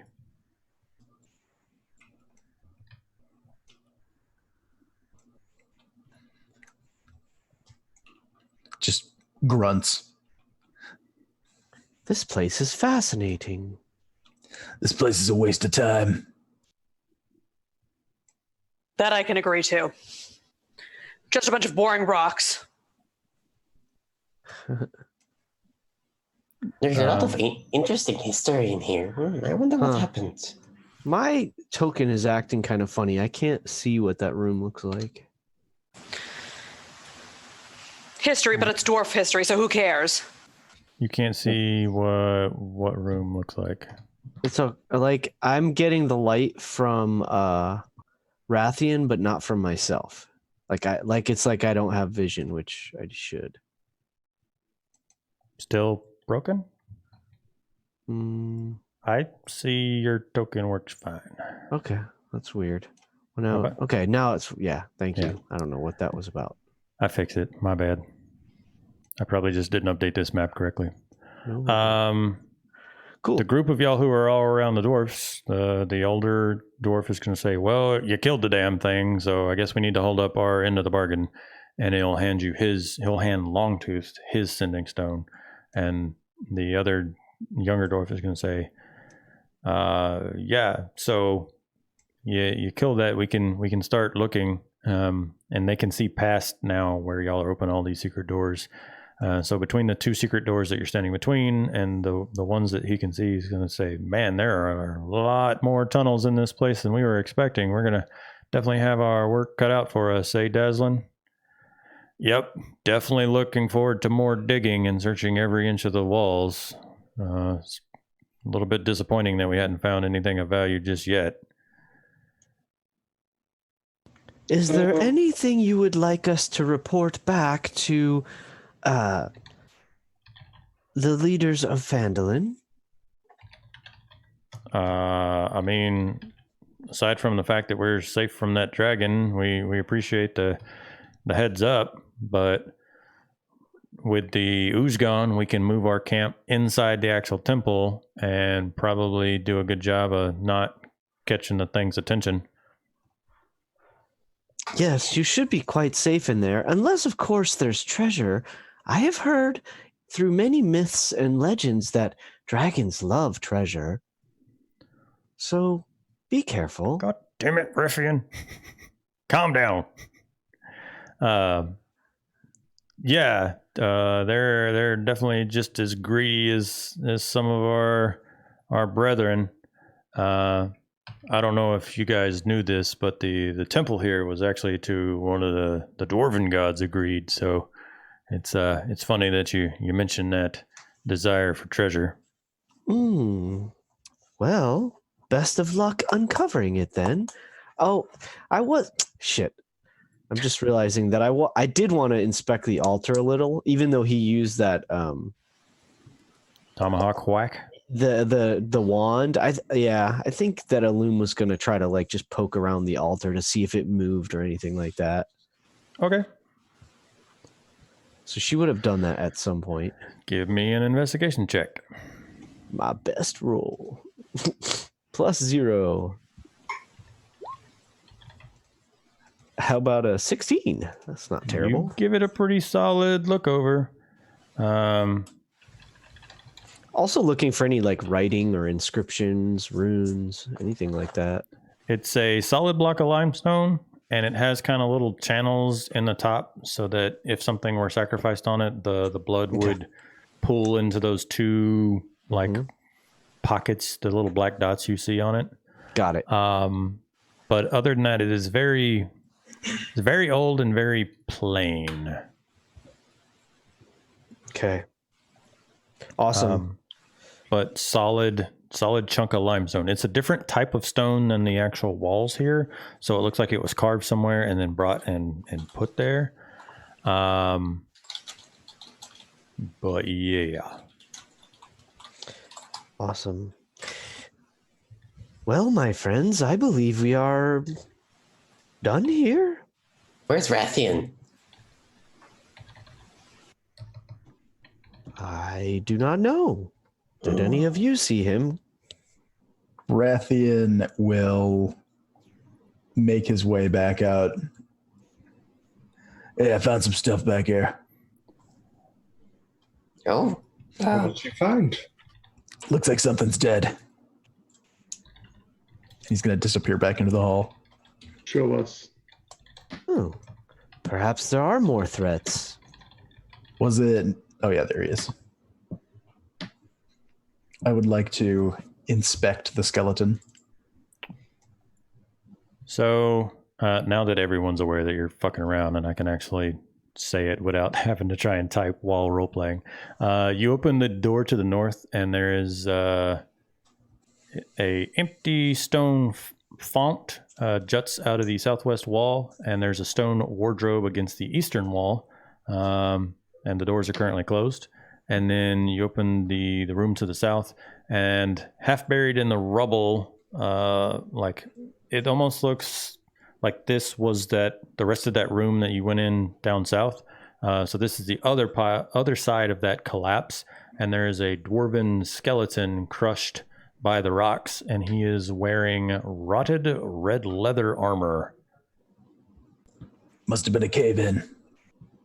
And if you get close enough, around his neck is a holy symbol, but it's currently face down. Like he has a necklace on, basically. Rathian will, noticing it, will kneel down, kind of flip it over in his hand, just give it a quick inspection. It is a silver chain, and the symbol, which you can, as a paladin, recognize as a holy symbol, it is a tiny jeweled dagger, and it's inscribed with a dwarvish rune. Actually, multiple dwarvish runes. Rathian will yank on it to break the chain, and while still needling down, just kind of turn around and toss it so that it lands at Illum's feet. A lot of good this did him. Skittering across the floor, like between Longtooth's legs and then kind of up against Illum's boot, is a silver chain with a little tiny dagger with like a little tiny emerald in the hilt of this little dagger holy symbol. And it looks pretty well made and stuff, but yeah. So Illum is going to squat down and just look at it without touching it. Okay. You can make a religion check. Sure. Also +0. It's a pretty sweet, wicked curved, like little jagged dagger thing with an emerald in its hilt. Looks like it's worth some money. I would say this has some value to it. Perhaps the dwarf excavators is the word, might be interested. Can I identify the holy symbol with that 16? It is a symbol of Abathor, which is a dwarvish god of greed. And remember that there are dwarven runes on the blade of the dagger. That's a holy symbol for a dwarven god. God of greed and avarice. This person got exactly what was coming to him. So it would seem. Pointing out that the tunnel y'all are in is another cave-in. But it looks like several of the stones are small enough that you could... The ceiling seems almost intact up to a point, and it looks like if you spent some time digging, you might be able to make some progress in that way as compared to like the bigger collapse. And then remember that there's the over here. There's a stone wardrobe in this room. Yeah, this hallway, the skinny hallway heading east, ends in a pile of rubble, but it looks like the walls collapsed in, not that the roof collapsed. Oh, we might be able to break through this. Should we, though? Is someone opening the stone wardrobe just while I'm still on that junk? That would be me. Okay. You don't care about lions and witches, but wardrobes catch your fancy. So you swing open that door, and in there is two suits of red leather armor and a couple of vestments that are worn by the priest. And so all of them are super old and super like dingy and rotting, and like wouldn't actually provide you any protection, but you would look really sweet like that dead dwarf in the last room. She pulls them out and then is just horribly disappointed by this tiny dwarf, old, ugly outfits and just throws them behind her and keeps looking around as though there's something you grab potentially the first better. Two, and while you're like looking at the one on the left, the one on the right like disintegrates in your hand and like falls, and it's all rotted mess. This whole place has been a huge disappointment. But rocks and dwarves. Don't forget the goop. The goop was exciting. I liked the goop. I agree. There's a lot of eye rolling and shaking of heads in this party. It's quite entertaining. Nice. So I think Illum would be trying to dig in this space over here then. Moving some of the rocks back gingerly. I have a thing for this. Let me find it. Okay. So you start moving rocks. Are you gonna like chuck them in the room with the skeleton or something? That makes sense. Yeah, probably. Well, no, I wouldn't want to crush the skeleton or anything. So I meant like somewhere to pile your rocks so that it's not right here. Right. Not literally just throwing rocks. My bad. Throwing rocks at the dead guy. Like I meant just. Yeah, so whatever's convenient. I mean, so that you weren't blocking the passage start... behind you. Yeah. Well, she'd probably just pull them down so we could like crawl over it at first. But if there's more than that, and it seems like it's still going in, she might then start asking the other, like, "Here, find a place for this." Okay, you start moving rocks, and how long? Assuming no one helps, how long are you willing to dig before you ask for help? Probably quite a few minutes. She's curious. Illum starts digging for like 5 minutes unless anyone starts helping. And then after 5 minutes, we'll ask for help. But if the group of y'all start digging... Longtooth will help. Yeah, Jamro will stand at the back of the line, kind of piling some rocks a little bit down the hall. I'm going to have to do math here. Rathian leans up against the wall and smokes. Cazador is the one throwing rocks onto the skeleton. Y'all are like gingerly passing them down the like chain gang, and then Cazador's just like shooking them. Yeah, got it. I love it. Okay. Is there anyone that's not helping? Rathian is not helping. Rathian and Cazador, it sounded like. I'm helping in my own way. She's technically moving stones, so I'm counting her as helping. Awesome. Unless anyone quits, you guys dig for an hour and you're making solid progress, but it looks like you would need to keep digging. Even if you're focusing just at the top, like you haven't broke all the way through, but the pile is very clearly loose and you are making good progress. Can maybe I slide in? It might be small enough. Not yet. Okay. Y'all would have to dig for longer. But I didn't want to like say, you guys dig for 12 hours. You guys have dug for an hour and are making clear progress, but I need to know if you are devoted to continuing to dig. I think we should head back, this is let's let the dwarves do the digging. Yeah, this is dwarf business. Their sight. What if there's something back there that might be a greater threat to them? Well, that's their problem for later. Yeah. Cazador is such a like straight to the logic kind of person. I love it. As everyone is talking about it, Longtooth continues to work. Yeah, I think Illum is like just too fascinated right now. Like something is driving her. You dig a little bit. Some of the rocks kind of scatter down, and the pair of y'all keep digging. Is anyone leaving while these two are continuing to dig? I would probably go to Tinker. He's still around, but some tinkering around here. I'm just gonna look around some more since I'm just smoking and waltzing around. Okay, give me a perception check. And I'm gonna say we burn at least another half hour digging. Yeah, you find another secret door. I got you, fam. Nice. Nope. Jamril, do you know any good work tunes? Perhaps something to make the load a little lighter. You see that, Cazador? Not Cazador. Rathian? Yeah, I do. Okay. If he's singing, he's not working as hard. No singing. On the contrary, singing requires good breathing, and good breathing makes for good work. On my farm, when I was a little girl, the workers used to sing together, and it passed the day quite enjoyably, and I think they worked better that way. Hi-ho, hi-ho. That's racist. You got nothing. Well, in my tribe, we shut up and do what we're supposed to do. Your tribe sounds very boring. Like, I'm still here begrudgingly moving rock, but I'm going to be surly about it. Right, dog. We can work in silence if you prefer. Oh, hey, Rathian. Hey.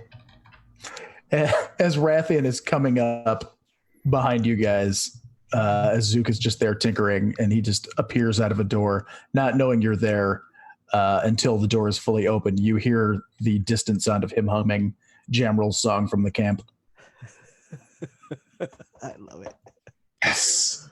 He stops the second he walks into this room and just makes He's like humming, and the door opens, and he's like, "Oh shit, people!" Yeah, it just stops, and he makes like long, uncomfortable eye contact with Zook, like, "You saw nothing, you heard nothing." Yeah, sure. I saw nothing. I heard nothing. The group has dug for another hour, and at this point, you can kind of see you're between torchlight and those of you who have dark vision. You can kind of see that there's a room beyond, but you still got more digging to go. If there's enough of a space, Alum will cast light on a small stone and try to like toss it into that whatever's beyond as soon as she has the opportunity. I'm going to jerk, and I'm going to ask for a dexterity check. Sure.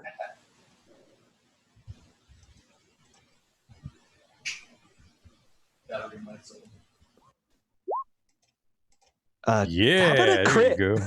20. You skip it through there, and the light like bounces off, and there's definitely a room beyond. Just like skipping stones. And at that point, I'm going to go ahead and say that we take our 10-minute halfway break because I'm guessing y'all are going to dig in there. So before we uncover more mysteries, let's go ahead and do that break thing. Everyone grab some water, take a moment, and we will be right back. Awesome. And can release them as separate YouTube videos. I could do that because I'm actually recording the whole thing, so I would do that if you don't have it available. It's free content.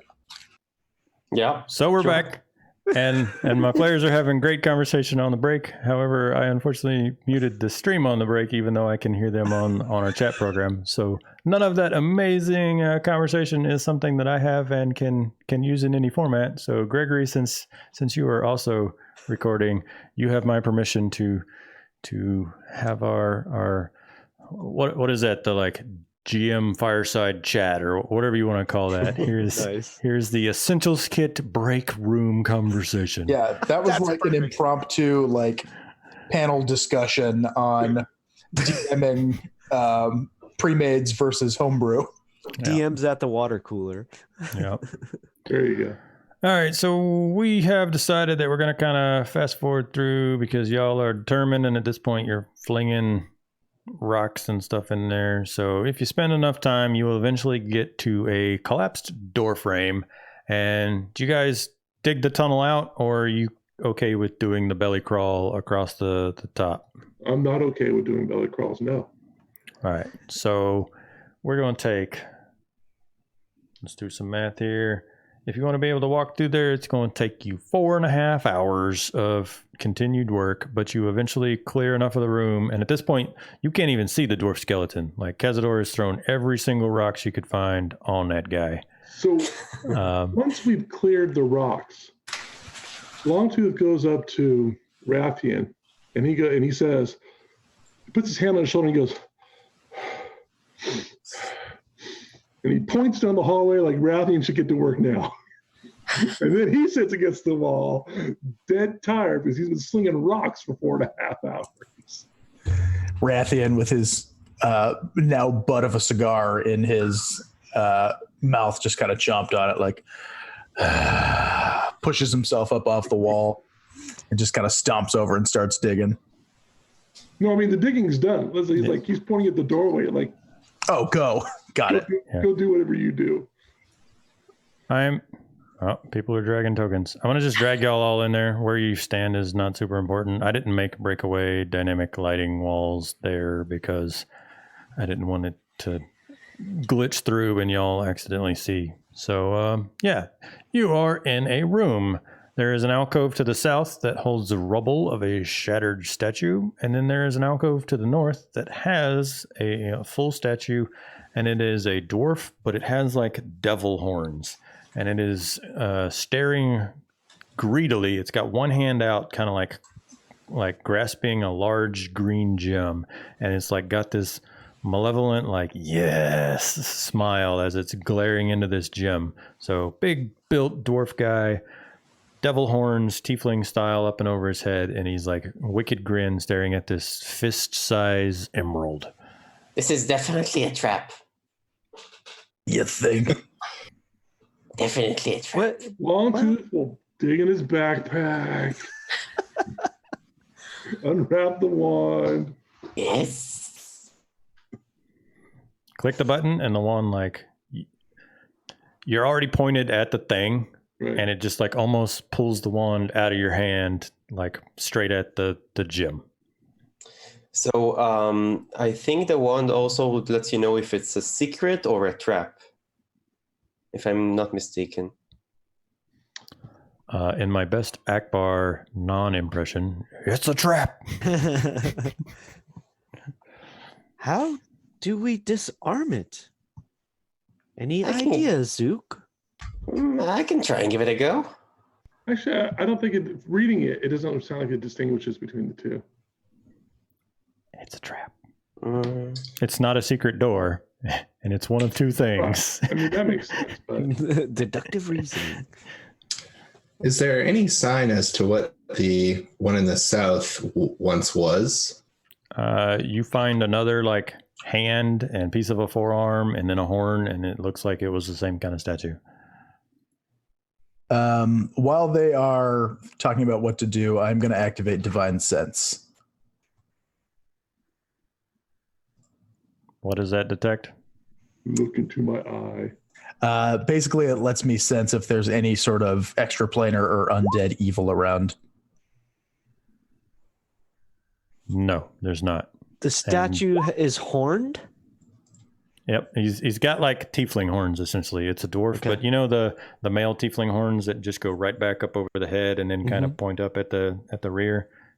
That on a dwarf. Okay. Oh boy. Your paladin Dar does not detect anything. Jamrel, you also don't find another gem. Zook will take a closer inspection at the statue and try to figure out how the trap works and whether he can disarm it. Investigation check.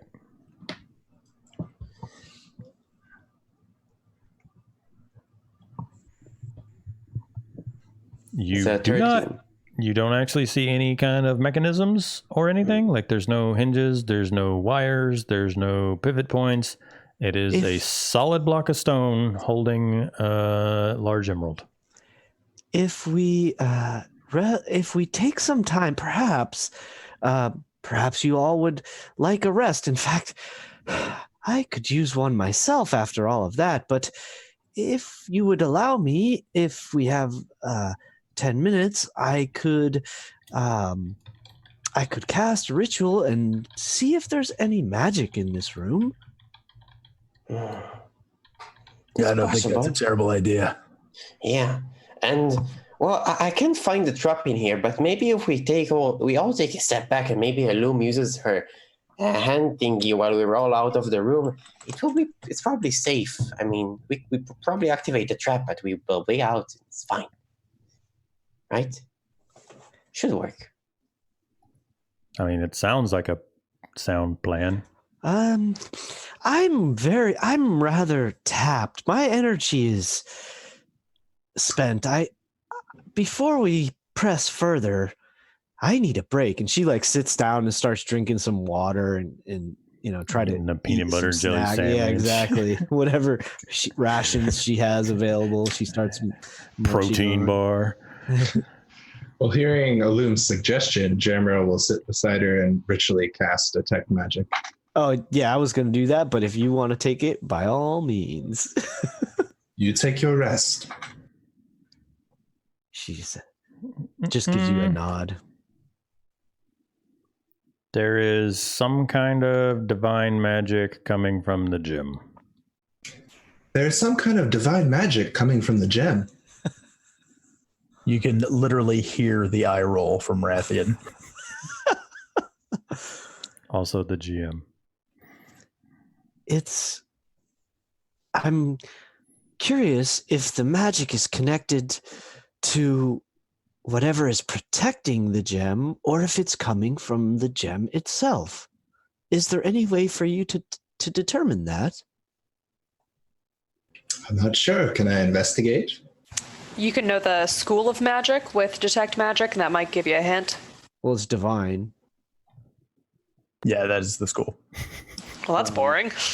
I said that, Val. Come on. It's better than necromantic, I'd say.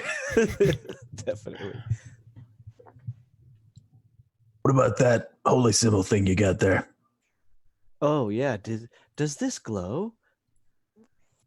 It does not grow. It is a silvered dagger with a little tiny green emerald. And now that you see the big one, you make the connection. Green emerald, cool. And it's just a little silver dagger that has dwarvish runes on it.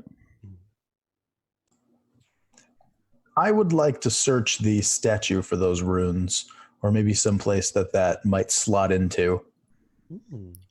And Loom holds it out to you. Yeah, I don't want it.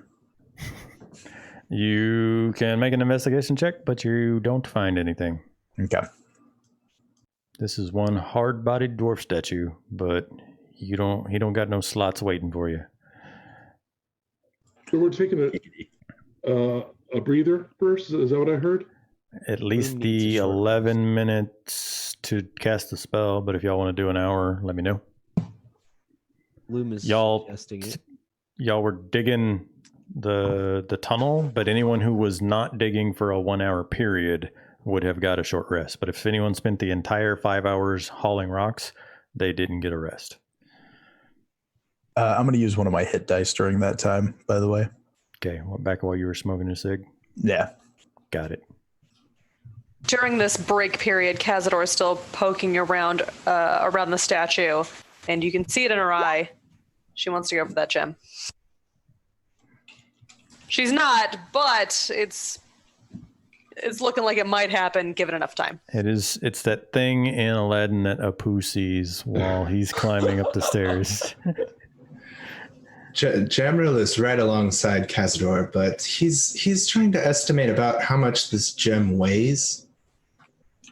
It's it's the size of the idol from Indiana Jones, right? You give your bag of sand. You're like, Yeah, like it's this big.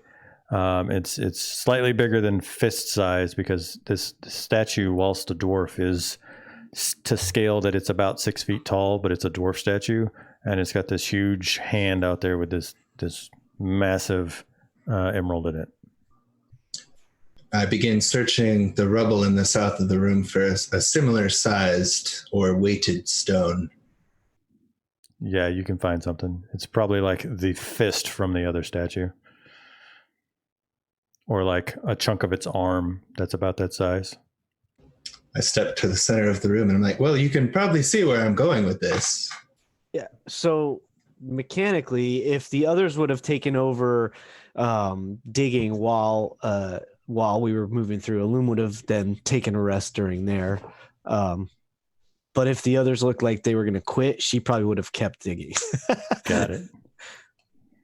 Everyone had a short rest while digging. Sure. You worked in shifts based on the fact that it's a 5 foot wide hallway and 5 people couldn't all be in there at the same time. 6 people, I'm sorry. So as Jamril starts heading towards the statue with the thing out, my glaive goes on my back and my shield comes out. And I just mount up just in case. Do you do the thing? I can do that. Yeah. Let's do. Who's got quick hands? I mean, Longtooth is paying no attention to what's going on in the room. He's staring down this hallway. That's what he's doing behind it, where we dug through. I'll just go and stand over here. I'm pro doing the thing. I mean, could it hurt, really? How terribly? It could kill you. But, just go ahead. Maybe nothing will happen. Who's doing the thing and what is the thing that they are doing? All right, I'll do the thing. I'll step up. I will switch my rock. I'm going to kind of swipe with my right hand and just take the gem off of the pedestal and swipe with my left hand and try to replace the rock. Everyone's moving their tokens away from the statue. What's happening, guys? At the ready. All right, Jamro, give me one of them dexterity saving throws. Okay, I'd like to bardically inspire myself as well. Just, Okay. Oh, wait, I can't do that, right? I can't do it myself. Depends on your school and your... right. Okay, never mind. Dexterity saving throw, you say? Yeah. I think you have to be a lot higher level to do that, too. Jamro passed the DC, guys, by 1 point. All right, Cazadores, that's where you're standing, because I'm gonna need a dexterity save from you as well. And he grabs the gem and he does the swap, and it goes off flawlessly. And then the statue's eyes go red, and then the statue starts to kind of shimmer, and the gem turns to dust in your hand, just like poof, an explosion of glass, and just like bleeds through your fingers and is nothing. And then the statue explodes. And so both of y'all pass the DC. So you take 11 piercing damage as bits and pieces of stone like pelt all around you, and like a finger clangs off of Rathian's shield. Well, something happened. Oh yeah, Loom, I guess you're technically within 10 feet. Give me that save, though. Oh, sure. Who could have possibly seen this coming? No idea. Cazador dramatically rolls to the side, but looks very excited that something's finally happened. 17. So how many damage? So 11 as well. 11, okay. Well, we were certainly expecting it, but perhaps we're missing something here. Statue is totally gone. It's just a pile of rubble now, like the other one. Jim is also totally gone. Like I said, just popped glass, like you stepped on a Christmas ornament. Well, our work here is done. Let's go. Just want to point out that it's someone in Twitch chat that reminded me that you were in range, Gregory. So yeah, no, that's cool. That's totally fine. Go ahead and blame them. Damn, no worries. Thanks, chat. Oh, that's unfortunate. I wonder if there was some trick to getting it off correctly, or if this was just the intent from the beginning. The world may never know. Your guess is as good as mine. No, I'd love to look around the room. Yeah, I want to really look through this room more. Give me an investigation check. Let's head back.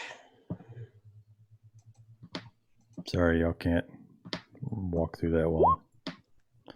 I need some perception checks. All right, how about a 19? You are fairly certain that you found all the cool stuff in this room, and you don't know whether the point was to... Oh, look, I brought the statue with you.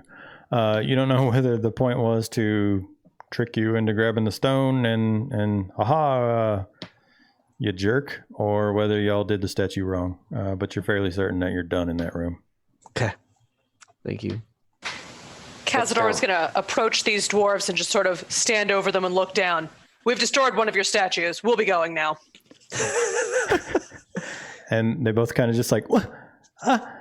And she like you have pushes 4.5 through. hours to stop us. I imagine at this point they've kind of started moving their camp into the actual temple room and stuff, so they're not standing right there. But like she walks in, says that, and then just walks out. And what she means is we disarmed a trap for you, and unfortunately, the side effect was that a statue was unfortunately damaged. But good luck. Well, I mean, it's something we kind of expected, considering who built this temple and who it's for. We're hoping that there's something to be found in the ruins from the earthquake, but lots of secret doors and lots of traps. So thanks for dealing with that slime and also them traps. So good luck with those sending stones. And the gruff one's like, ugh. And then the younger one's like, and watch out for the dragon, I guess. Good luck. We're going to slay it. Okay, yes, goodbye now. We're done talking to the dwarves. Let us all leave. With our sending stone.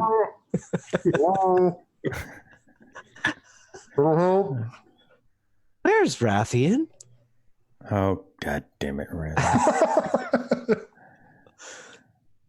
There's always a troublemaker. There's always one of y'all. I was super careful on my dynamic lighting lines and stuff too, to try and eliminate as much of that as possible. But Rathian makes sure to bump his token up against every single wall he can find until he finds the sliver in between there. Everyone's got your tokens. Everyone's here. I think it's time that we head back to Fendelin then.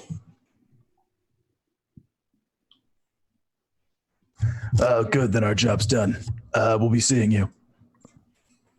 I've been wondering, do you think we really took care of the issue at Nomeragong? We left in such a hurry. I'm wondering if we should stop back through and maybe just check to make sure they're still safe. Just ask them if there's been any more trouble on our way back to Fandolin. People think I'm nosy.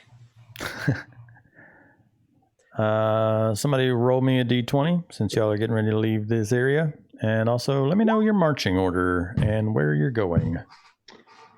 Well, obviously, Longtooth is trailblazing, right? Because he's the one that gets people over the mountain terrain fast.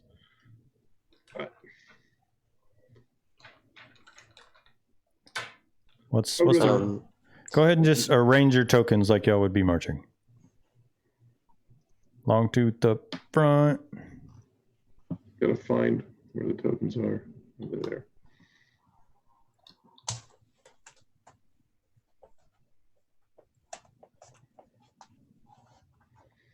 I guess I have left the game. Goodbye, everyone.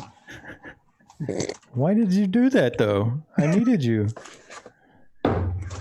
Just drag out your token again. BRB, fam. No, like he left the game, though. I can't can't take him in. He's walking through walls. Can't take him anywhere. All right, I got Longtooth up front. I got Cazador kind of scouting off to the side. I would assume Zook is behind Longtooth. Illume, General, Rathian, give me your general whereabouts in the pack. Rathian's always in the back. Rogues do it from behind. Oh, okay. Yeah, Jamrel also takes a fairly nonchalant pace most of the time. So, Likewise. Yeah, hanging towards the back. All right. Well, we're going to go with that then. Cool. So, y'all get ready. Perhaps we should rest before we head out into the wilderness. Well, what time of day is it?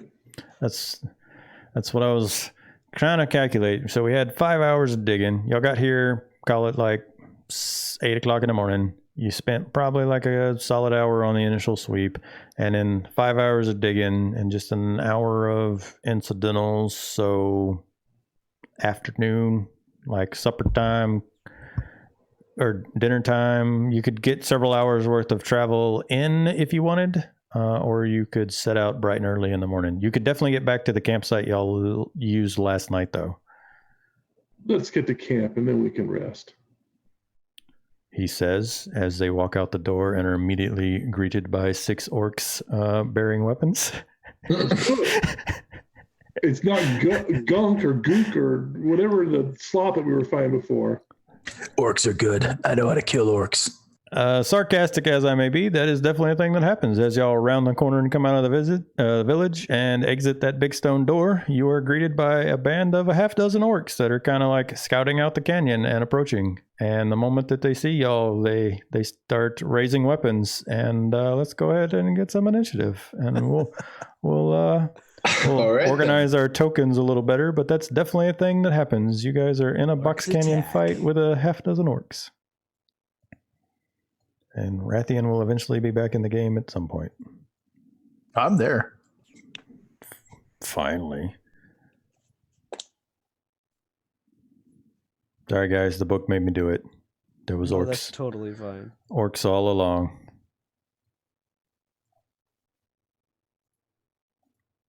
Oh, yeah, initiative. I don't see the initiative order. To the initiative thing. There it is. It's there, even though I hadn't clicked it yet. I had not set up my super cool buttons for my orcs. Y'all want me to roll the orc turns individually, or just have 6 orcs go in a row? I'd rather you roll them individually. The 6 go in a row. Yep. That sounds deadly. Yeah, you don't want to be on the other side of 6 orcs at once. Really? You replaced it? Thanks.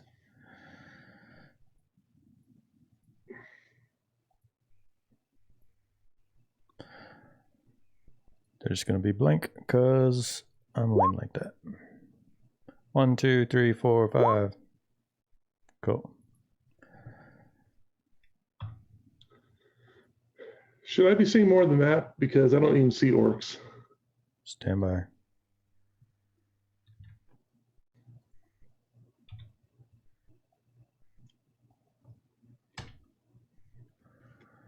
Setting up my turn order here.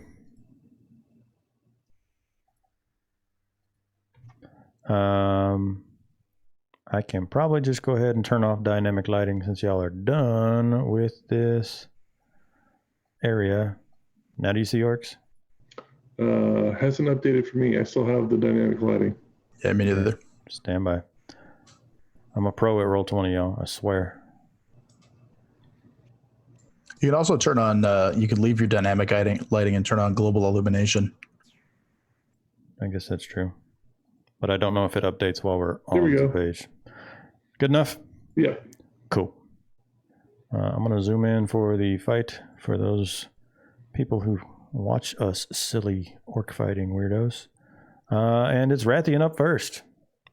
I'm going to go ahead and take your torches away, though. All right. What is Rathian going to do? I don't know. Rathian had 3 torches on his token. I just want to point that out. Yeah, I was collecting them. Gotta catch them all. All right. Let's see how far I can move.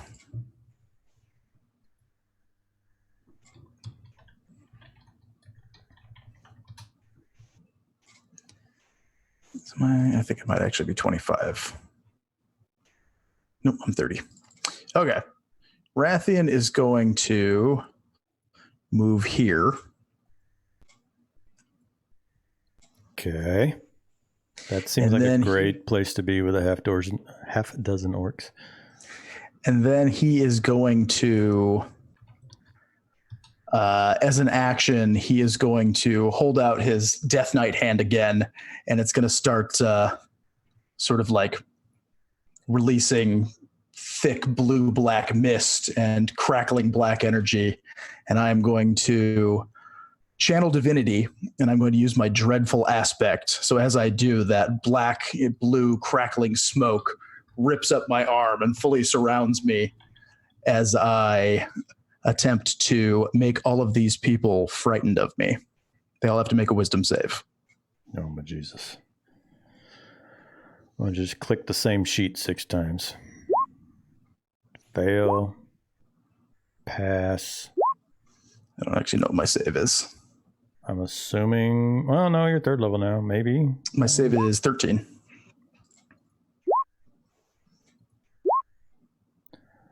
Whole bunch of fails, but 2 pass. I'm gonna just go 1. Ooh.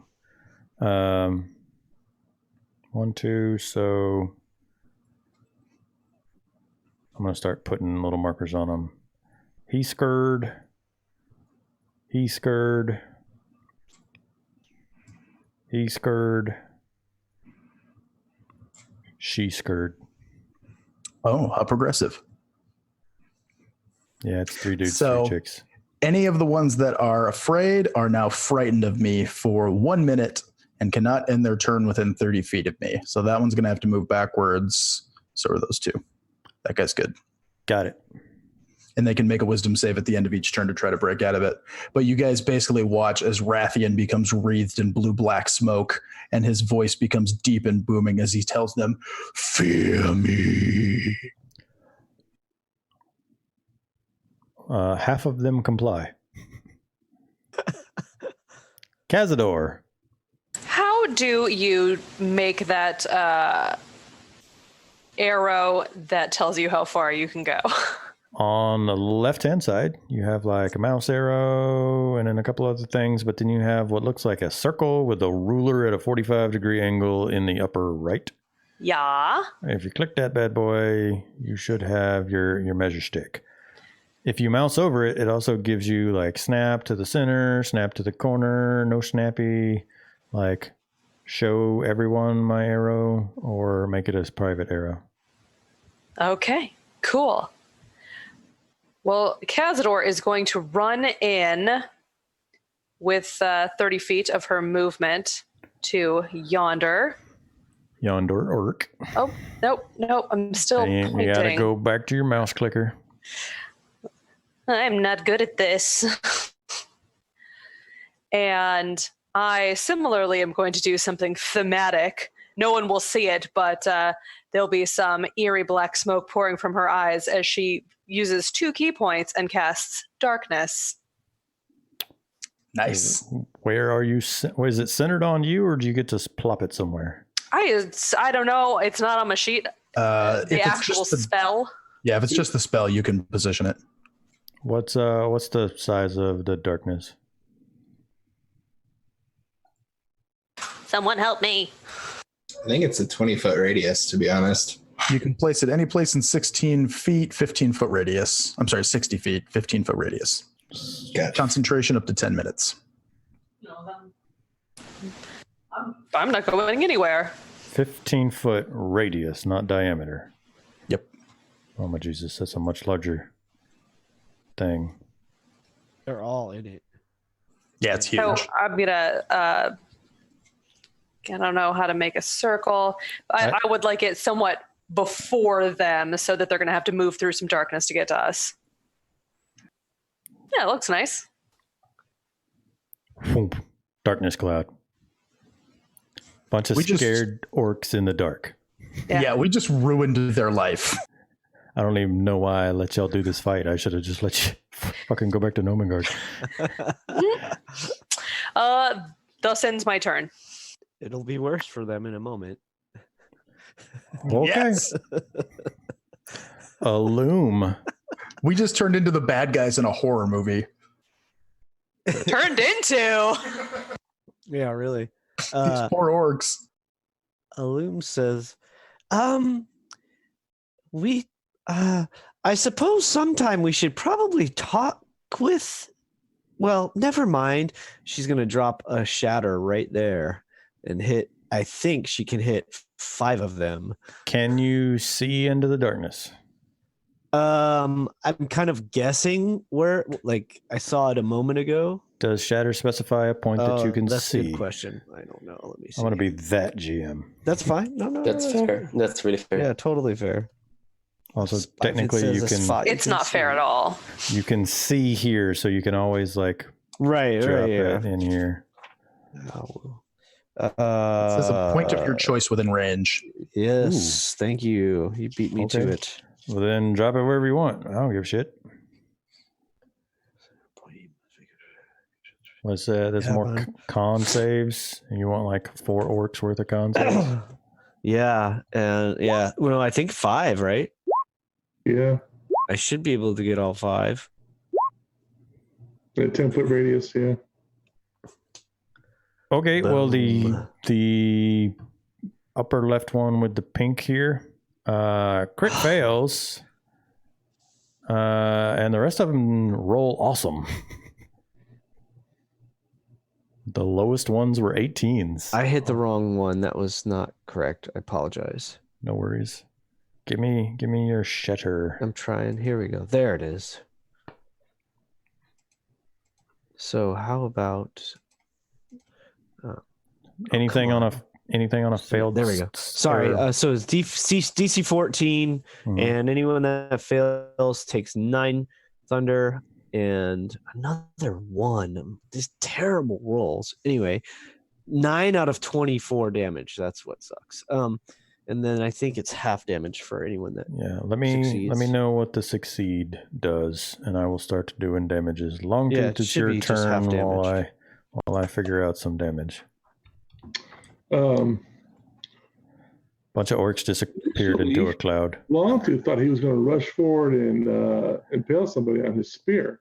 Yeah, half as much on hellish darkness, and heard a thunderous boom and screams. And he doesn't want to jump into that. That doesn't make sense to him. So there was just going to drift. There are definitely lots of interesting noises coming from that cloud. Right. he just drifts this out there, and he just kind of poises his spear over his shoulder, and he is ready to stab at anything that comes out of that darkness. Got it. Zook. And Illum, you hear him say under his breath, magic. Zook will run over here and will pull another little clockwork bug from his bag and throw it on the ground as it enlarges into a medium-sized ant right about here. And I will command it to activate, and the wave of shielding magical energy will engulf anyone within 10 feet of it. Oh, sweet. So, all of us, except for Jamriel. So that would be, let me see. Ta-da! Each of you gain temporary hit points. 10 temporary hit points. Sweet. Nice. I'll give it to Cazador too. She's close enough. So the ant is clockwork, and the abdomen is made of like a glass material that glows a bright blue, and the flash emanates outside and covers you with like this wave of shielding blue energy. No, and that's my turn. I added it to my temporary hit points, but I don't have like the plus thing going on over my head that Rathian does. I had to actually manually add it to my hit point number on my token too. Oh, yeah. No, I added it to the temporary hit point slot on my character sheet. Yeah, it doesn't update automatically. I put it there too. Gotcha. I don't know how to do that, but that's fine for now. All right. We finally get an orc. Let's see which orc it be. It is going to be one of the scared orcs who must use its turn running away from the person it can't even see no more. Yep, needs to move at least 5 feet, and then it can try to save. We're going to have it move down here out of the darkness and make a wisdom saving throw. I lost my orc. There it is. Wisdom, right? Yeah. 12. Fail. Not enough? Yep. Dad's There's a surge of crackling blue energy from my eye slits in my helmet. Are you trying to take my shtick? No, I'm just kidding. Energy bros. Exactly. Jamriel, you're standing in the back. There's ants emitting like glowing blue waves of energy. There's a giant cloud of darkness. There's an orc screaming in fear, running out as like smoky black tendrils of this darkness kind of trail off of it, and it's like clutching at its eyes. And yeah, lots of fun stuff is happening. So Jamriel is once again kind of surprised by the combat that's happening, but knows what his fairy fire does. So he is going to toss his fairy fire into the middle of the darkness and see what happens. That is not a point. It's just a 20-foot cube within range. So. Okay. Y'all guys making my orcs make all the saves. Dexterity save, right? Correct. 13. How many of them is it going to hit? Whoever's measuring? It was like 4. Probably 4 at the most. Potentially 5. Depends on where he centers it. It looks like even with the 5th one it'd save. So starting from top, that one saves. This one is scared and glowing. This one is glowing, and the other 2 saved. All right, so now y'all can see a few of them in there. And Gemma will use his bonus action to bardically inspire Raytheon as he charges forward. And there's a cattail in my head. I was going to say that kitty cattail. That was awesome. I'm curious how fairy fire and magical darkness play with each other. Quite well. Right, so they're outlined in a little bit of blue outline for everybody standing outside the darkness, I think. There you go. What's the cat's name? Khaleesi. Oh. Mother of Dragons. Nerd. Well, you brought it up last episode. I don't remember if it was part of the recording, but he brought it up last episode, so I figured I'd ask again. All right. Well, it is the top orc's turn, and that one is Skurd Arathian. Said had to move 30 feet away. Yeah, it has to end its turn 30 feet from me. Okay. A creature with dark vision can't see through darkness, and non-magical light can't illuminate it, but this is magical light. If any of this spell's area overlaps with an area of light created by a spell of 2nd level or lower, the spell that created the light is dispelled. What happened? Yeah. Last paragraph. Yeah. Darkness is stronger than like the light cantrip, for instance. Yes, but it's also stronger than fairy fire by my reading. It is. It's stronger than fairy fire. I'm wondering if the order in which they are applied matters. Oh, good question. It just says that the spell's area overlaps. Okay. It doesn't talk about timing. Jam roll, not to backpedal here. But if you knew that fairy fire wouldn't do anything in the bubble, would you do something different? I don't mean to like rob you of all of your glory since you finally did a thing. It's Clay's fault. Fair enough. I mean, I'm not sure, I guess, if Jambo would know that or not. So if he would have known that, he would have done something different. We'll say you could have like dropped it down here and got the guys on the edge. Sure, let's do that. Okay. I'll move which ones failed to save, and I'll adjust that in a second. After this next orc wisdom save. Nope, all the orcs are scared of Paladin, man. Still just holding out my metal hand. All right. Wait, you have a hand made of metal? No, like heavy metal music. Like okay. I missed something somewhere. It's a very long tooth thing to say. My metal hand. Wait, you have a metal hand? All right, we're just going to go into a bunch of orcs at this point. So one of the orcs who is not scared can actually move forward and is going to come out of the darkness right here and can actually get to do a thing. There will be some combat. Great axe at the Rathian. No. Nope. Y'all might not take any damage from a half dozen orcs. Thematically, I'd like to imagine that he comes out of the darkness and the axe just hits me square in the chest and does nothing. Clang. And then the next orc is going to run away and attempt a wisdom save. There's like this clink. And then this... and my Bowser laugh from inside my helmet. This orc is going to skirt around using its bonus action aggressive ability to rush towards Longtooth. Longtooth, you have a readied action, so that's going to go off first, and then it's going to slash at you with a great axe for 4 slashing damage. But give me that spear. That'll do it. Ooh, you have... doesn't matter. You have advantage on this attack, but even with that, you leave that poor orky with 1 hit point. Shame. Okay. And apparently that shield from that strange device that Zook threw down absorbs all that damage he just took. Yep. Rathian, it's back around to you. You had a great first round. Like, considering that out of a half dozen orcs, 4 damage got done. Yeah. Damn right.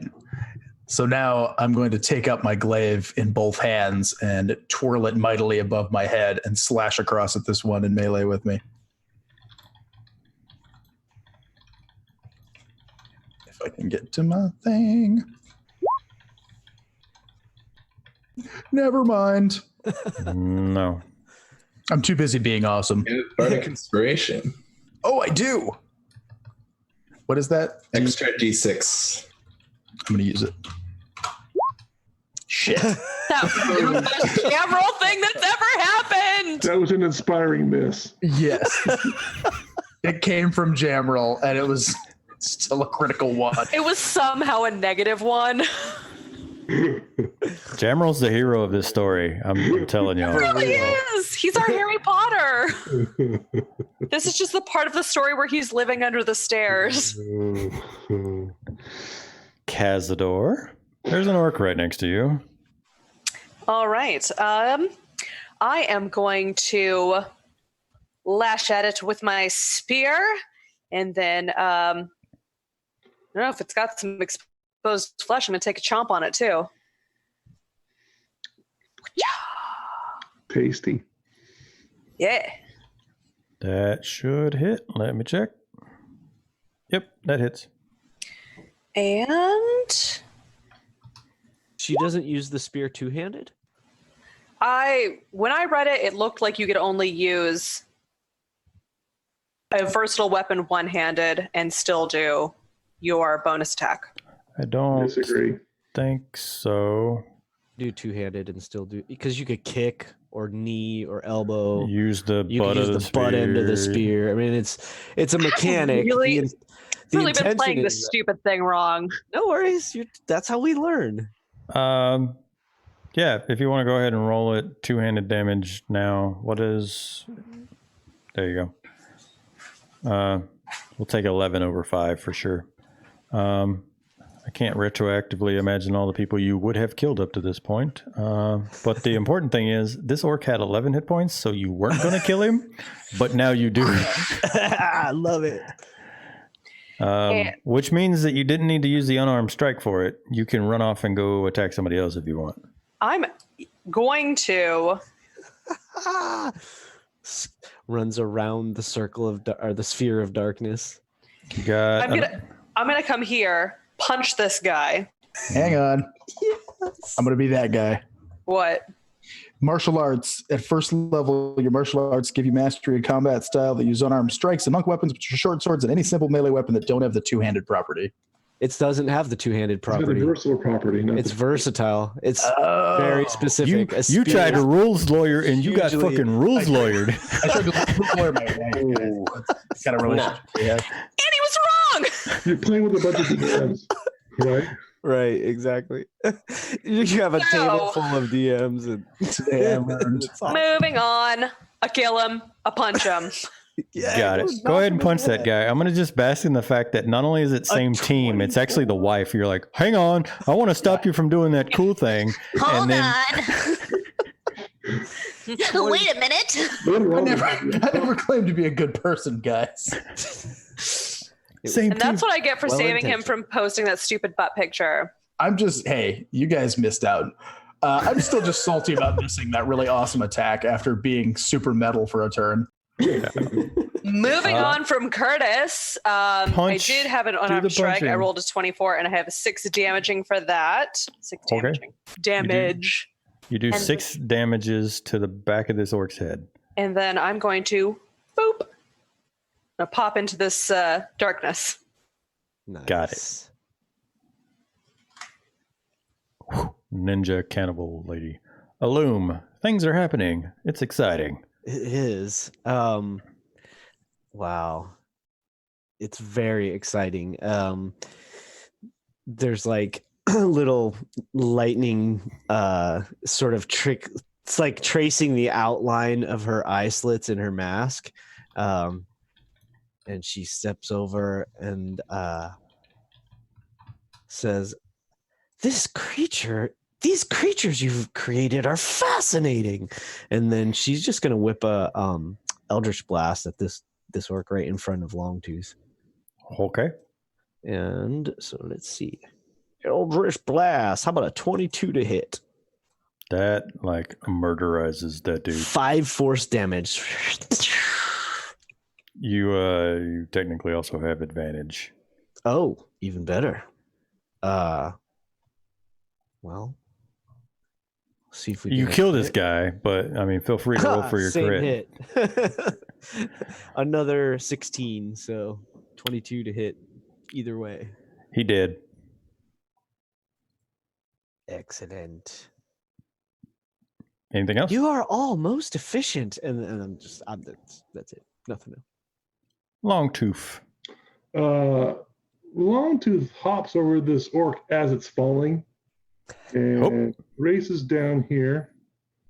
And he's just going to use all that momentum to attack the one that's 10 feet away from him that's glowing. Yep. And he's going to do, because I got the Great Weapon Master feat, he's going to do the -5 to hit plus 10 damage. Nice idea here. Because he's got the advantage to hopefully give him the hit. So we'll see how that goes. So I'll take the 18 minus 5, which would be a 13 to hit. They have a 13 armor class. Okay, so that would actually be 17 points of damage. He's super dead. No. Actually, that's the girl. She's super dead. So there's a couple things happening here. He's going to take his first. He's going to get an automatic extra attack because of Horde Breaker, because there's another orc within 5 feet of it. So he's going to attack the other one here. I didn't even see that one down there. And so that's a 15 to hit for 6 damage. And then because he killed somebody with his attack, he's going to use the bonus action to get the attack from Great Weapon Master. And he attacks a 3rd time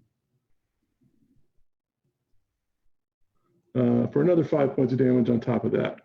Dead. It had 11 hit points. You did 6 and then 5.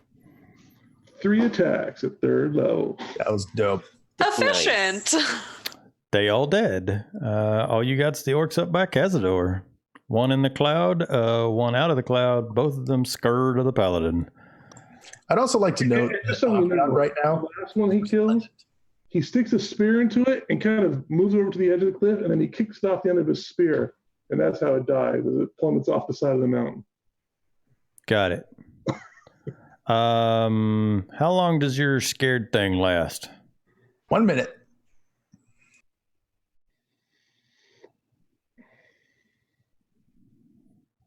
Okay. Well, that's going to bring us around to Zook. Aviad, Gregory's judging your Star Trek level. I'm not judging. I love it. But... sunburst here. Wait. All of the lens flare. Hey, Aviad, when I moved away from your little contraption, did I lose those 10 temporary hit points? Nope, you still got it. Okay. So Zook would go over here, so where you can see the other orc, and he will fire the Prismo Zapper.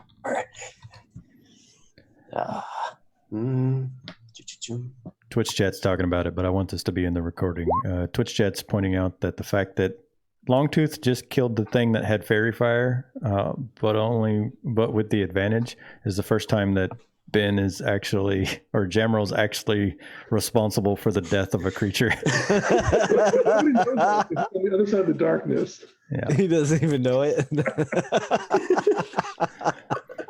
He can feel it in his heart. Right, exactly. That's why Clay kicked him off the edge, or Longtooth kicked him off the edge. Edge, aren't we in the bottom of something right now? Those are going up, not down. Oh, are they going up? Oh, I imagine, I let him describe it. In my head, he just kicked it up against the I wall. thought it was like 2 cliffs going down. No, Yeah. you're Like- in a box canyon. All right, never. It's like 30 feet high, and he Now, uppercutted it we up can- onto the top. We can technically point out that the 18 would have still hit even without the advantage and completely deny Ben like that glory. But Why? -5. Yeah, But- exactly. he only did that thing because he had the advantage. So like the damage from the power attack is what killed the orc. And he was only ballsy because he was inspired by Jamrel's buffs. That's right. So, So we're proud. legally we're counting it. One win for Jamrel. Teamwork. He made it Technically to correct is the Yeah. best kind of correct. Yeah. Don't quote regulations at me.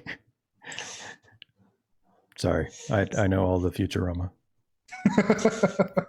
So Zook just runs aside through the darkness, pulls the Prismo Zapper, takes aim, and shoots at the orc for 21 to hit.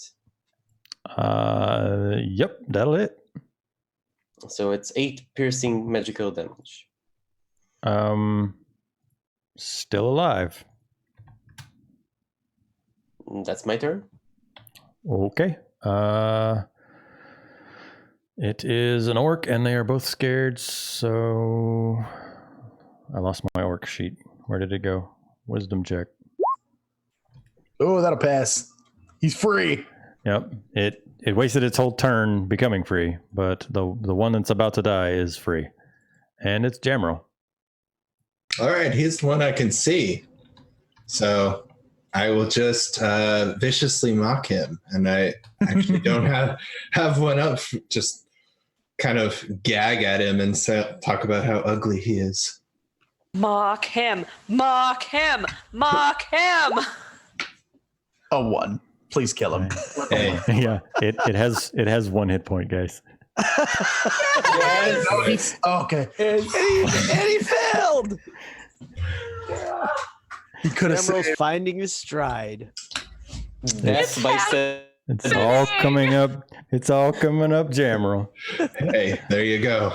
Killing something with 1 hit point with 1 damage from Vicious Mockery. I imagine it just like lays down and like just chooses to die. Energetic. I want to point out too that like it was scared and come running out of the darkness and like got punched in the back of the head and was like, "What's wrong with me? I'm not scared of these guys." And it turned around and the bard was like, "You smell funny," and it's like.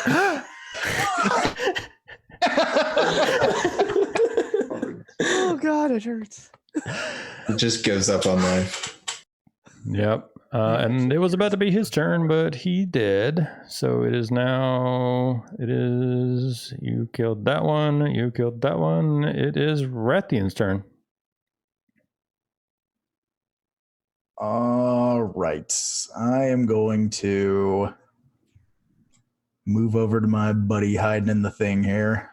Oh boy. I co-chaired the committee that reviewed the recommendation to revise the color of the book that regulation's in. We left it gray.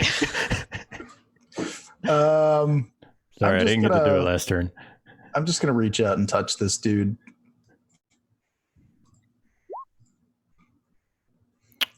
Disadvantage because of the darkness. Anything I should be aware about? Oh, it doesn't matter. 16 still hits even with. Yeah.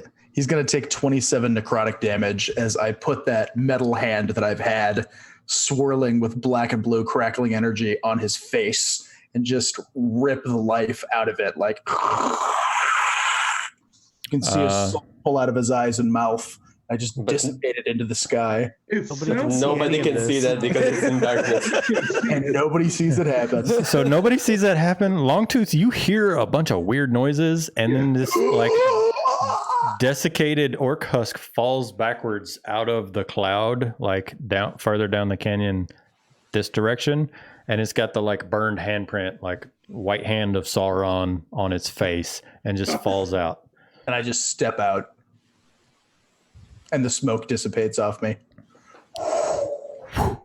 And that is where we're going to end this session, as you guys will come out of combat, and we are at our 9:30 end time. And so that is episode 3. I know that Longtooth just killed 2 orcs in 1 round, but I really want to give Jamrel the MVP for this game. Seriously. Yep. For doing it! Thank you. Oh, That is boy. the longest I've ever played D&D without having something actually succeed. I'm not gonna lie, but it was a ton of fun, and it works perfectly for the character. That's awesome. Killing an orc with 1 damage is just mockery. This is wonderful. That never happens, and it's amazing. I love it. Yeah, that was a lot of fun. Sorry, this, like I said, it's kind of weird depending on which dungeons y'all go to first. This was very clearly meant to be the like, you go to Umbridge Hill and then come to this one before going to Nomengard kind of thing. So it was a very like weird dungeon. But still, some of the stuff that we had happen tonight was pretty awesome, and I like I just love RPGs, and the fact that the bard is sucked on rolls has now become a trope and is going to carry forward into this, and yeah. I'm gonna get out of here, everybody. It was lots of fun. I want to go take care of the wife. Go be a good husband. We'll Good be night, back chat. next Wednesday at Thanks for joining us, 6:30 everyone. Bye, PDT. chat. And I don't know if I'm legally required to do it yet, but yeah, we use Roll20, and Roll20 is awesome. And they have given me a year of Roll20 Pro. So all the dynamic lighting and all the stuff that we use is because they're awesome and stuff.